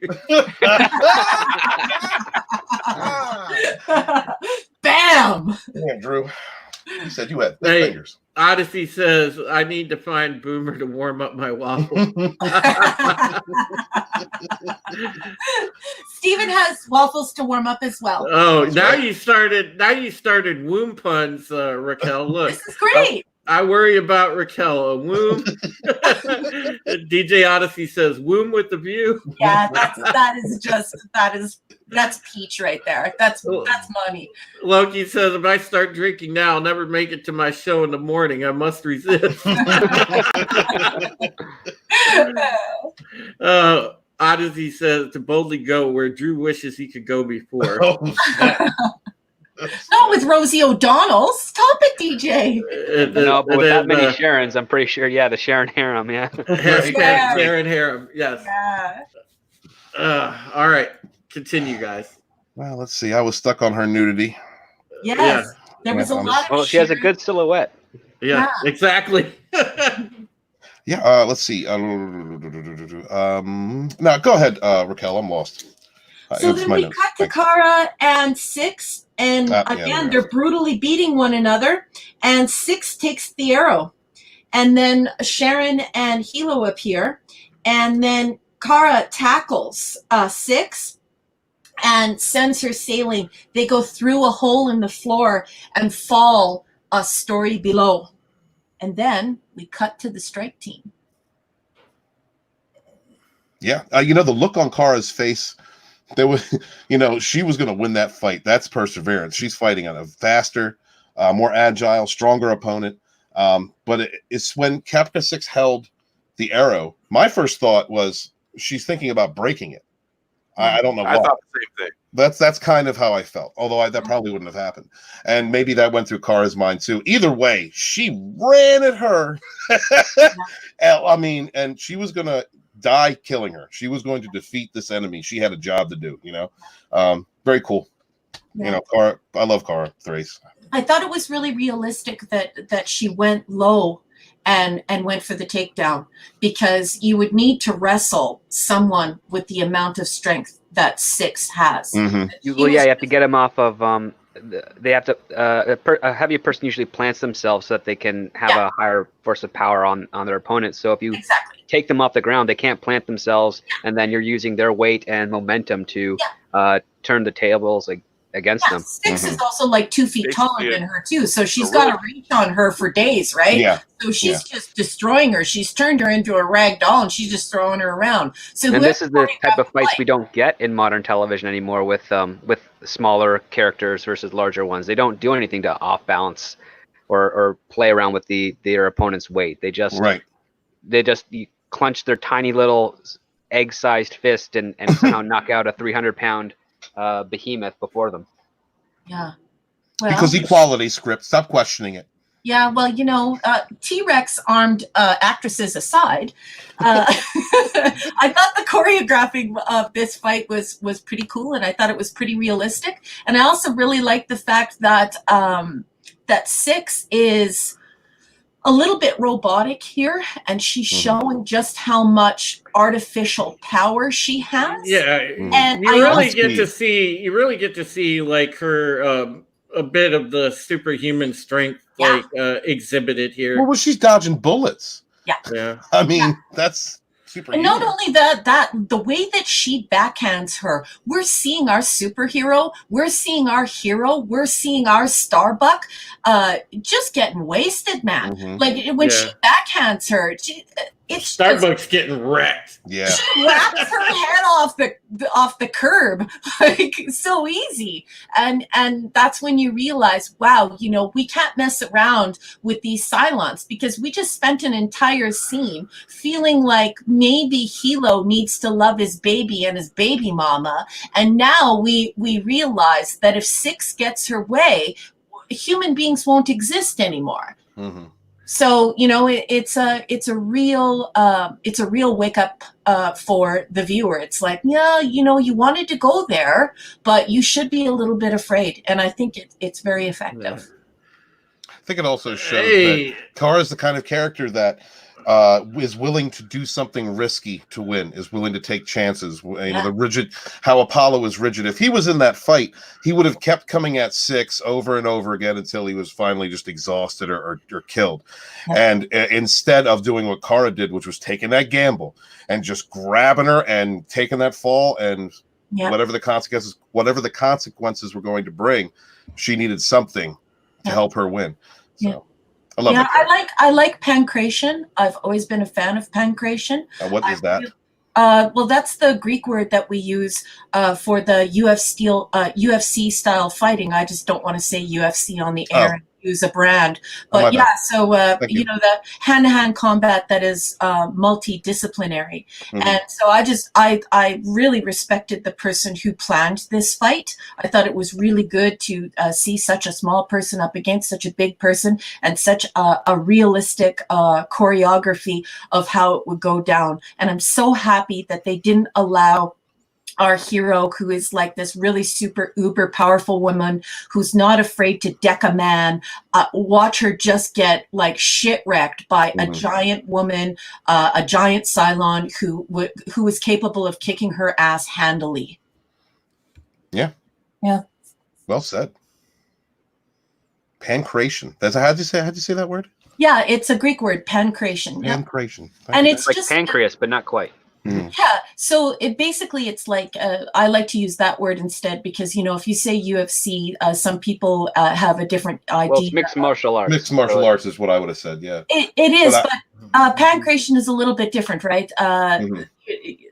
Anyways, you could look it up, but I like to use that instead of, like you say on radio, you say tissue, you don't say Kleenex. Although the first thing you want to do is say Kleenex, right? Because you're just so used to it. But yeah, I like mixed martial arts, and I don't like them when they're bloody. I like them when they are highly technical and vicious, but highly technical and not so bloody. You can say pancreation. I like that word. You just taught me a word. You just taught like 7 people a word. Guaranteed. It's all good. Yeah. That was awesome. Thank you, Raquel. So if anybody ever gives you crap and they're like, "Oh, that UFC stuff, it's so violent. Only idiots watch that. That's dumb." You can be like, "No, actually, we've been doing that since Greece, and that's where we got Olympic wrestling, and there are all different forms of it, and there are lots of people who are not into the bloody, horrible violence where people are disfigured and get giant mice on their head. It's just, yeah, they like the highly technical aspects of it. Well, yeah, but most of the time, at least a lot of the fights I have seen of that type have been the two guys are hugging each other and then just punching their backs for 3 minutes straight. So I'd hardly call that technical. I'd call that what I used to see in high school from people who didn't know how to fight. Yeah. But I mean, they're big, ripped guys. But when you do get the opportunity to see a real technical fight, it's like a dance, and it's kind of beautiful and gruesome at the same time. Yeah, it's beautiful and terrifying, but a lot of sports are like that. And yeah, anyway, so I respect this fight scene. I thought it was really cool. I liked how she acted semi-robotic and so on and so forth. I really loved this part, you guys. I thought it was cool because Kara is supposed to be our ultimate hero, a shit-kicking woman who will even punch a guy in the face and perhaps knock him back a few paces when she does, and yet Six is just destroying her, and so she just goes for the takedown, and she shoots and she scores right in the hole. Yes, she did. Yes, she did. Oh yeah, Kara does the penetration for sure. Yeah, yeah. Oh, yeah, absolutely, yes, yeah, yep. But the next scene is a little whack to me, to be honest. So when you finally get Colonel Ty and Apollo and the strike team onto the president's chambers on Colonial 1. Excuse me. Apollo actually commits mutiny for the president and puts his gun in Ty's face. And when I say in his face, he had it pressed up to his cheek. And he says that he can't, he said he was tell my father that I'm going with my heart. I can't see democracy fall like this. And you know what? This is a big scene. So if we just want to cover this part, or do you want me to just keep telling explaining the rest of the scene?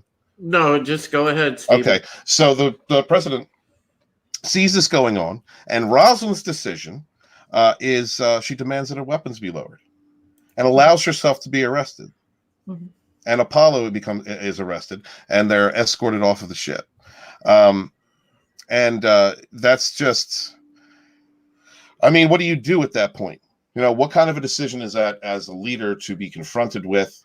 People are going to die. The last thing she wants is bloodshed. She completely believes that this needs to happen. The arrow needed to be gotten. The arrow was, as far as she knows, Kara is getting the arrow and is coming back. So what she needed to have done is going to be done. And she puts her fate in the hands of the gods, is what this leader does, and says, arrest me, because they're not going to cause the death of anyone else. Again, showing how far each person is willing to go from their perspective, and as far as the president and the captain or the commander. So, I mean, does anyone else have any thoughts about how she approached this? Like, she could have fought. Apollo was right there, had a gun in Ty's face. She could have theoretically gotten away with how many of her ships if they jumped. I have some thoughts on the fact that Lee turned around and said that stuff to Ty. He was like, you remember the boxing match that they had where he was like laying smackdown on him, giving him some lessons, and Dad gave him a fast 5 right in the snip, and he said, you know, the reason why you're not succeeding and you're not getting the things that you want from life is because you don't follow your instincts. So when Ty says, I can't believe you're doing this, what's the old man going to say? He turns around and says, well, you go back and you tell the old man that I'm following my instincts, Right, like he told me to.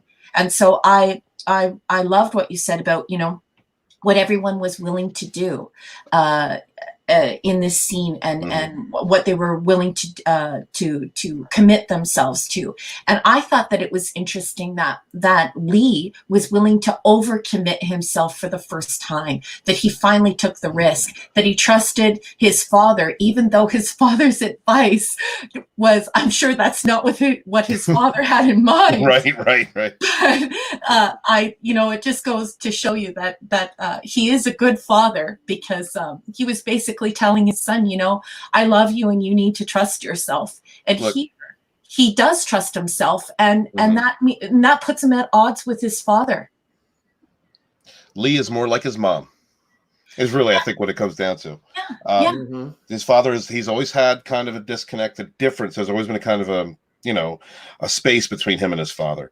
And now that they're getting closer, and he's really embracing the instincts and that he has from his dad, or at least the advice that he's getting from his father. You know, he isn't taking it, but it's in an entirely different direction than what you know his father wants, the direction that his father's going in, because they just think differently. They're two very similar, but I mean, just different people in the way they express themselves and the way that they see worldview. Yeah, I love them together. I love their dynamic father-son relationship, and that it's not easy, and that it's not stereotypical. We have lots of stuff going on here, lots of different levels of intimacy and growth and learning and distance, and I think their relationship is really complex, and I just absolutely love it. I think it's terrific. Oh man! Oh god, guys, we got some great comments going on here. Odyssey says, "What's the name of that type of force that holds a baby in the mother's womb? Centrifugal."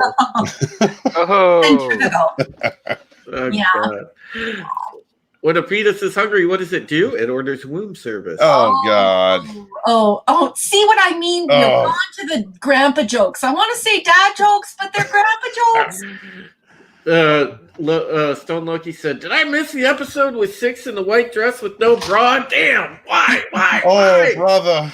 Yes, you did." Can we just talk about that for 1 second, Loki? I actually really loved that white dress on Six, but how come it wasn't like 10 times tighter?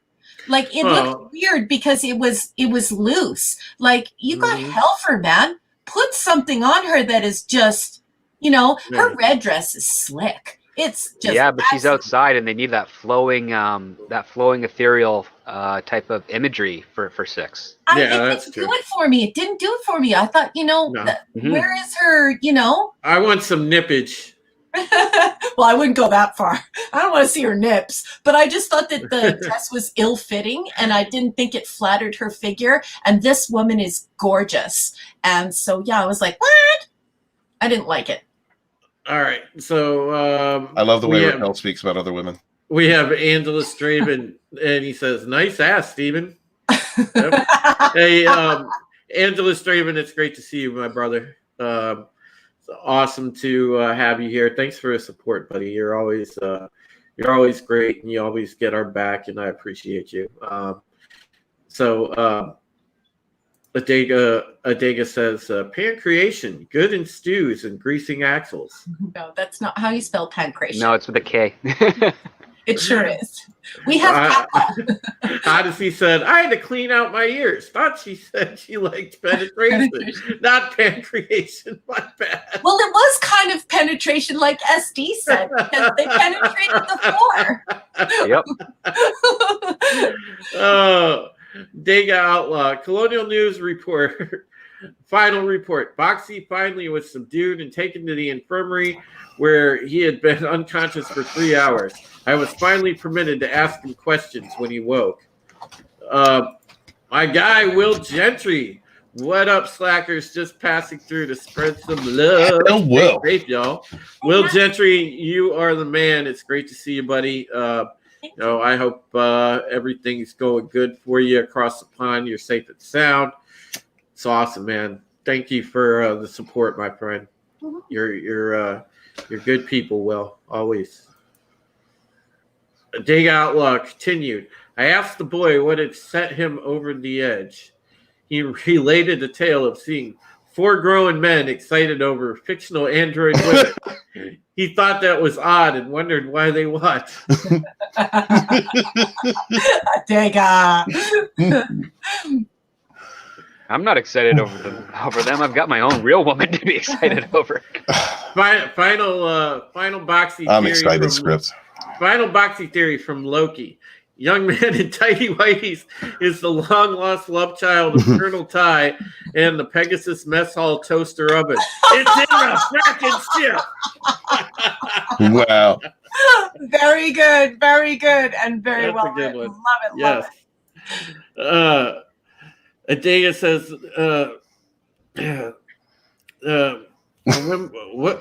what are you trying to It's probably mean by this, Adega?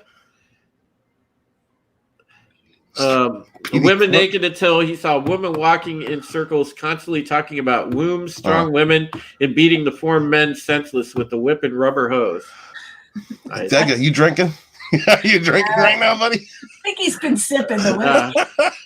Yeah, you got some. It's like I asked the boy what sent him over the edge. He related a tale of seeing 4 grown men excited over a fictional android woman. He thought that was odd and wondered why they watched the women naked until he saw a woman walking in circles, constantly talking about wombs, strong women, and beating the 4 men senseless with a whip and rubber hose. This is what Script Doctor does every day. Exactly. He gave us a narration. Thank you, brother. Yeah. Oh, I thought you meant that he walked around beating 4 men senseless with a whip and rubber hose. Well, I did before this damn quarantine started. Or beating 4 men senseless with a naked woman. Oh God, man! This Drew, is do me a favor. Yes. Put me up on the big screen. Yes, please. Please. Okay. This is what Adega talking about.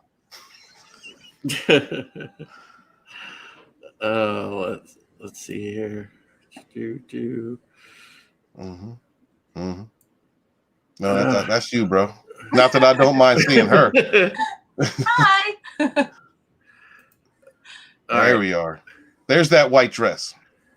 Yeah. I thought it looks good on her. I think it actually does look good. Tighter, if that's like a ribbon dress, and if it were tighter, it would actually be more see-through, and it would show how beautiful her body is. This woman works hard for her body. I think she looks amazing. Raquel, I love you.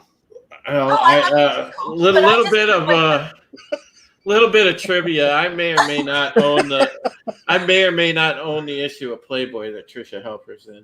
Oh, I didn't know she did Playboy. Yeah. Oh, yeah, she did. Very beautiful. Everybody should own that then. I mean, come on. Yes, come on, boys and girls. That's great.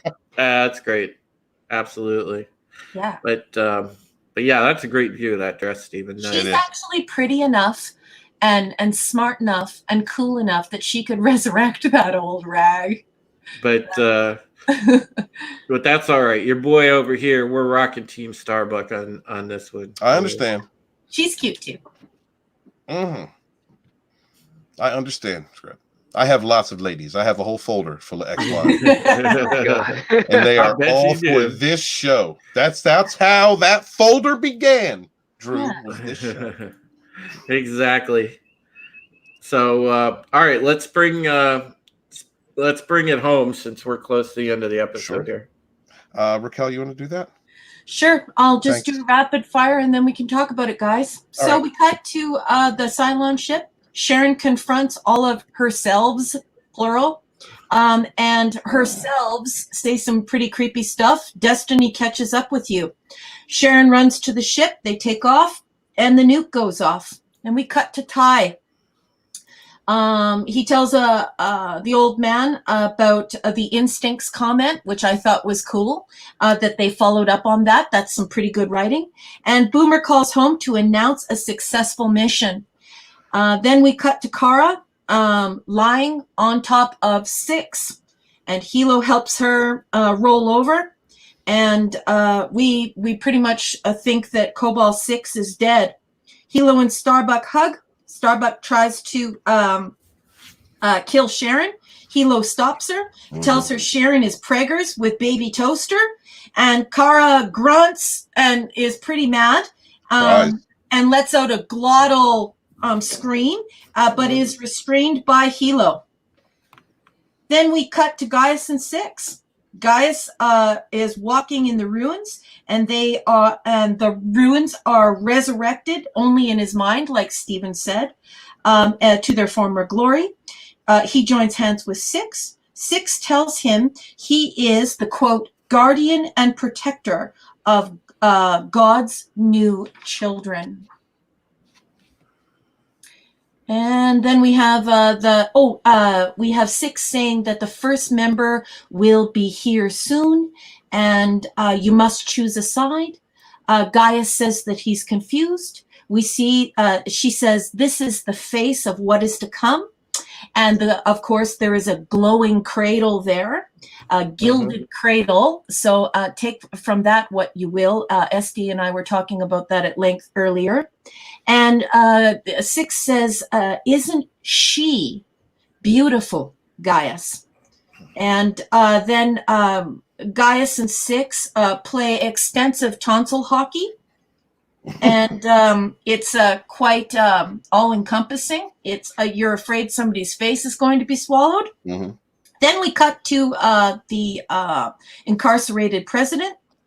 Adama is there. They talk. Then we cut to the bridge. Boomer is there, and the old man comes in.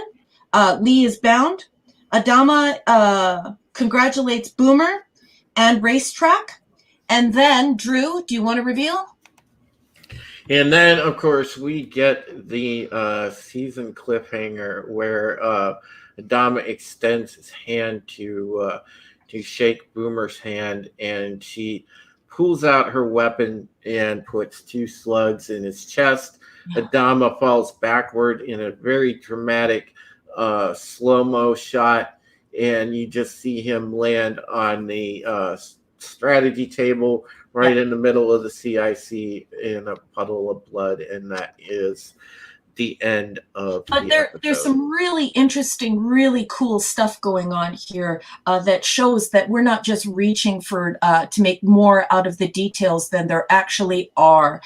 Here we're seeing all of our ideas and all the foreshadowing and all of our speculation come to fruition, because of course the old man is killed as though he is on the altar, and we see this because we see this constant cutting back to the temple, and then Adama is in a pool of his own blood as though he has been sacrificed, and he's up there on that altar, and then they keep switching us back to that scene of Gaius and Six, consummating this murder or this sacrifice with a gross tonsil hockey kiss. Yeah, it was very, very poignant. Definitely a lot of foreshadowing for the future of the series in this first season. And my God, what a finale! Yeah, what a cliffhanger. And we're just gonna go right into season 2, right off of this. I mean, there's an immediate pickup when we get there, so it's going to be very, very, very awesome to see. But yeah, I mean, this is just this was an intense cliffhanger. I remember when I was first watching it, I was literally on the edge of my seat. Well, there was so many changes that have been made to the story and lore. You're like, wait a minute. The question could be, could they kill him and use and go with another storyline? I was just like, when this happened, I remembered the social media reaction, like everything, just the reaction on our forums. My God, after we were having a discussion about the episode immediately after it went off air, everybody was in a state of shock. We were like, what just happened? And, and it was amazing. And, this is gripping every time you watch it. It never fails. That's why I love the finale of season 1 so much, both part 1 and 2. I mean, this is like chef's kiss good. Yeah. I bawled my eyes out. I will admit I was all alone, and only science fiction moves me like this when I'm by myself and I'm reading or I'm watching a high quality film. And that's why I liken this whole series to a book. But yeah, I bawled my eyes out. I felt so bad, and I did feel the same risk that Stephen felt. Can they kill the old man? Mhm. And the writing is so powerful and so detailed in this show. They leave not a single breadcrumb unaddressed.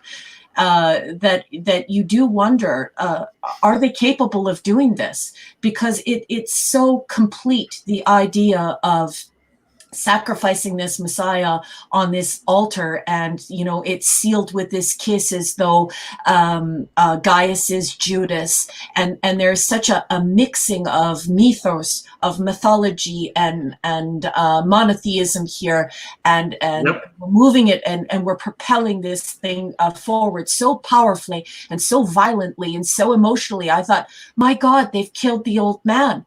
And I just love him at this point. So the first time I watched this, I was devastated.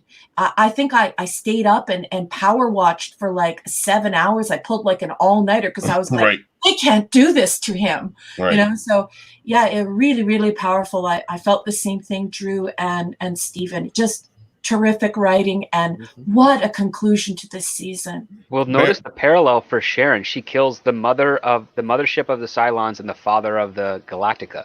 Oh yes, At least tries to, right? So there's the Yeah, parallel. wow, yeah, there is Right. that too. That's Yes, a terrific very good. point. Can you unpack Wow. that a little bit for the audience? I think that's great. Well, I mean, that's what Sharon is. She's caught between two sides. She wants to be human, but knows she's Cylon. She obeys the order of Adama, who is the father of the fleet, so to speak. And he goes in and he kills. And she destroys the base star. Even after seeing like all the children that's inside her. Yeah. And when she returns, she's kind of, her programming sort of kicks in, and she decides to sort of balance the playing field and then kill, or at least attempt to kill, because we don't know if he's going to die or not. Yeah. Kill the father as kind of recompense, and just kind of like, you take one of ours, we take one of ours, we take one of yours, type of thing.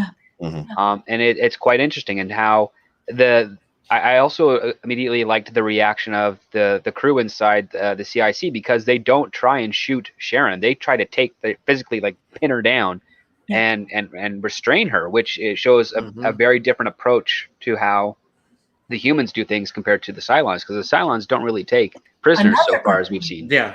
Another Exactly. terrific point that Yes. deserves unpacking. Yes, that's just beautiful. They're restraining, and they're so humane, and there's a level of savagery here, a coldness, a calculation, and what a terrific. That's great, SD. All right, Colonial News update. Boxy once again escapes, takes off, not to be seen again until season 2 reviews. Yeah. That might be it. That might be the winner. Palanuki, Boxy Theory. Number 6 is Muppet in disguise. Man, Palanuki, you like playing with Muppet, don't you? Yeah. He's definitely a Muppet. He's a Muppet fan. Odyssey say, keep this up, and it's going to be Boxy as the love child of Drew and Ruth Buzzy. I don't know who that man. is. Oh, poor. You should have said the Tiger King. Everybody knows who that is right now. Oh, man. Oh, did you see Netflix that did a smart Manu? move dropping it this time. Did you guys see that Manu put his profile picture in line with that Tiger King crazy guy and said they need to give me this part if they ever like do a made from TV movie of this? If they did any Right. sort of like reinterpretation or of this thing, he would be good, but I still need to see how he does his Joey Exotic. Like, he's got to practice that speech. Yeah. Yeah. Yeah. Oh, DJ said no. Wait, it's the love Phyllis child. Diller. Me and Phyllis Diller. And Oh, then no. Adega said no. There's one better. Me and Epstein. Those are so rude. There's so How about much you and Dana harassment. Schwartz? Oh God! Skip Doctor. So much harassment, you guys. So much harassment. Be nice man. to Drew. Drew is so sweet. Yeah. He's adorable. It's great. He's a very kind man. And here you guys are giving him punani that's like got cobwebs in it. And he's like, Well, that's Dana Schwartz's own doing. That has nothing to do with the rest of the world. Yeah. yeah, you're giving my poor Drew molded muffet. Be nice to Drew. Paladuki said, "Hey, I was afraid of Muppet as a child. It's therapy for me." Oh no. Oh man, nice. Oh man, well the chat brought it strong. The panel brought it strong. So We we'll made go it around- one season, Drew. we did. So we'll go around the horn, give our brief overview and rating for whoever wants to do it. So I'll start off with mine.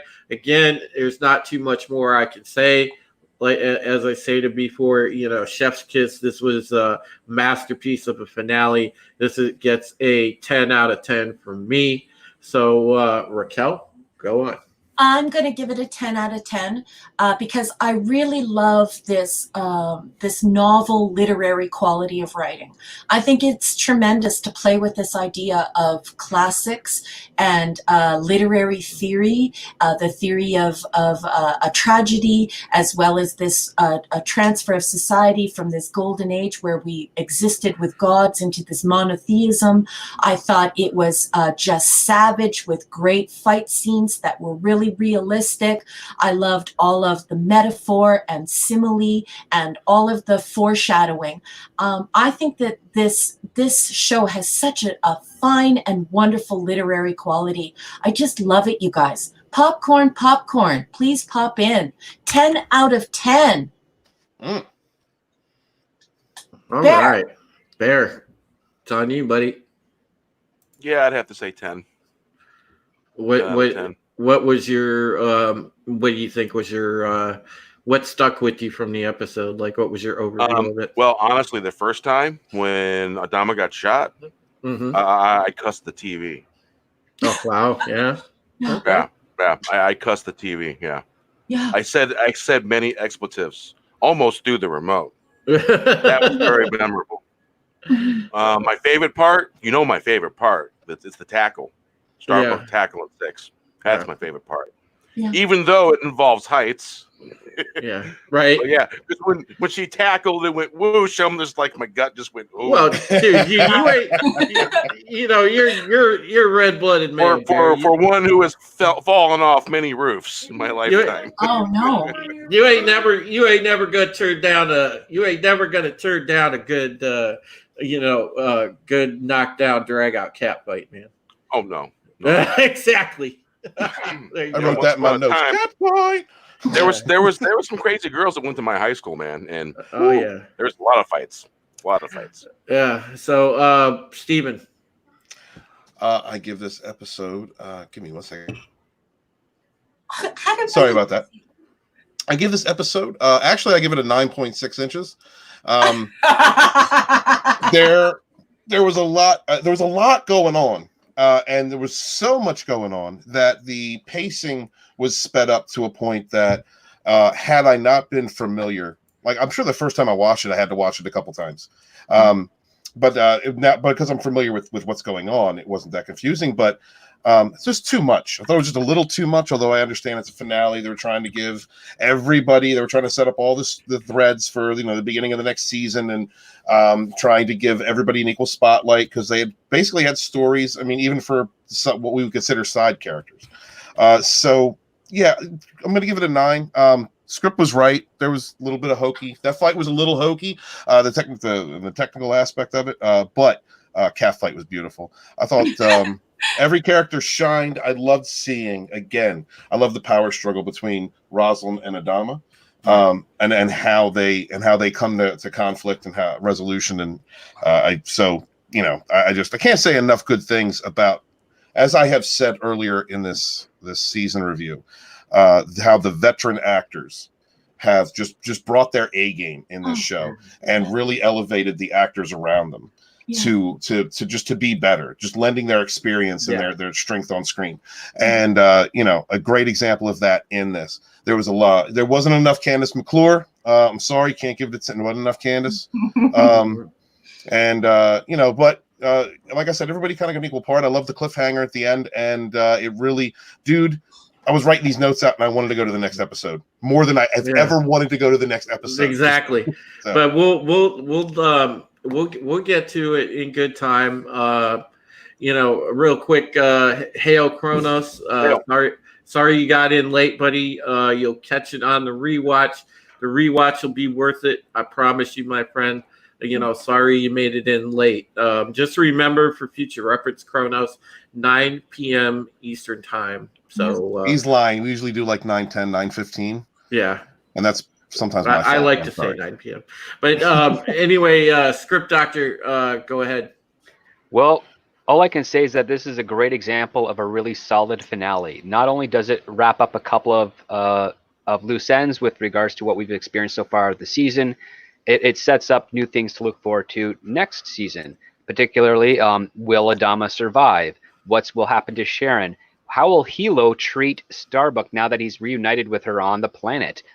These are all good questions to sort of drive in what's going to happen for the second season, keep us engaged. And I just love the flow of it. I mean, the previous part was very much a lot of setup, but it still had its own contained story and arc, which is basically Lee coming to terms with sort of not playing it safe all the time and kind of trying to take his father's advice because he wants to, one, always make him proud, and number two, sort of like gain that victory that his father seems to always have a handle on.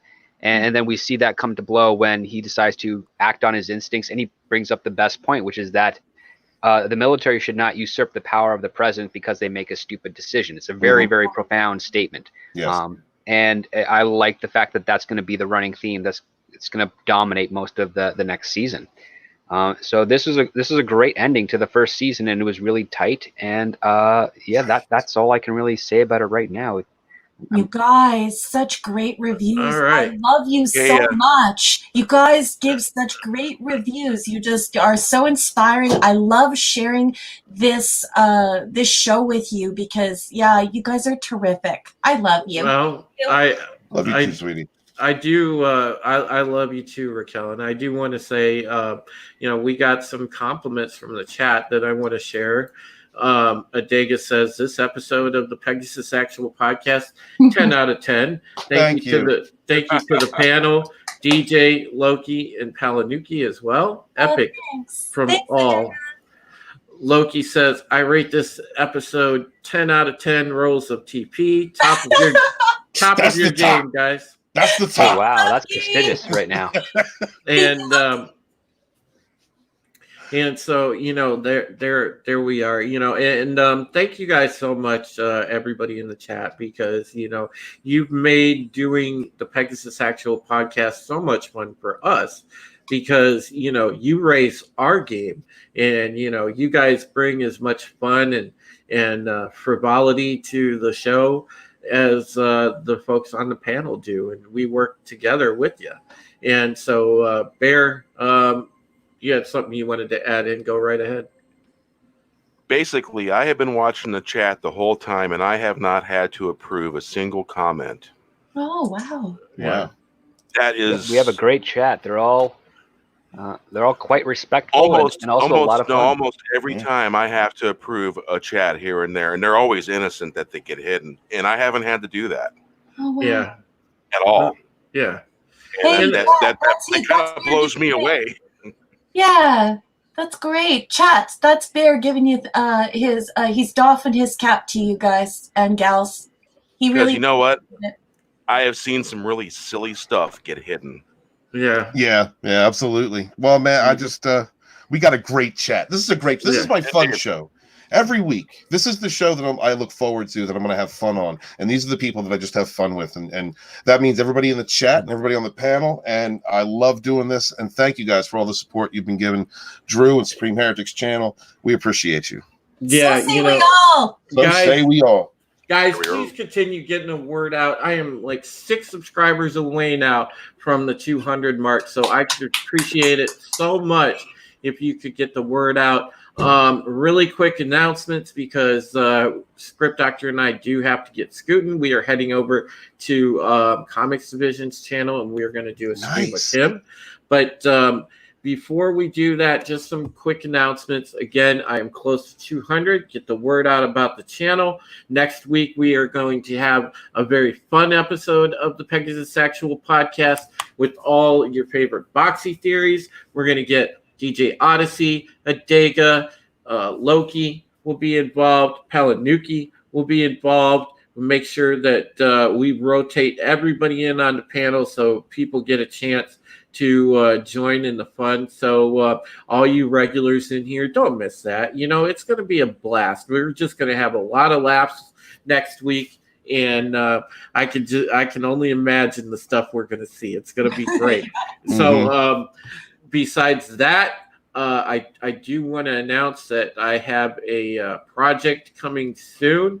You guys know that I write from Bounding into Comics. Well, I purchased my own web domain. I've secured hosting, and soon I will be starting my own community newspaper site as well. So for all of you that read Bounding, all of you that read Bleeding Fool, well, you will all now have another option to read. Congratulations. We all thank you very much, and we wish you the greatest success and any part that any of us can play in helping you to achieve that. I know I speak for everyone when I say come and knock on our doors, because we're here for you. You're a very good friend, and you're a talented person, and you have a good message, and it's a message people want to hear and they want to share in. So rock it, Drew. You have a whole team of people behind you who really care about you and are rooting for you. Yep, and I will unveil the new site domain and everything when we get some content up there, and I will let you guys know the details on the official launch when I have them.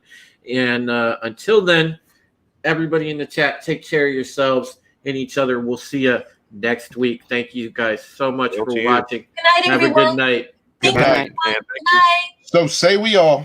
So say we all. Without you, it wouldn't be fun.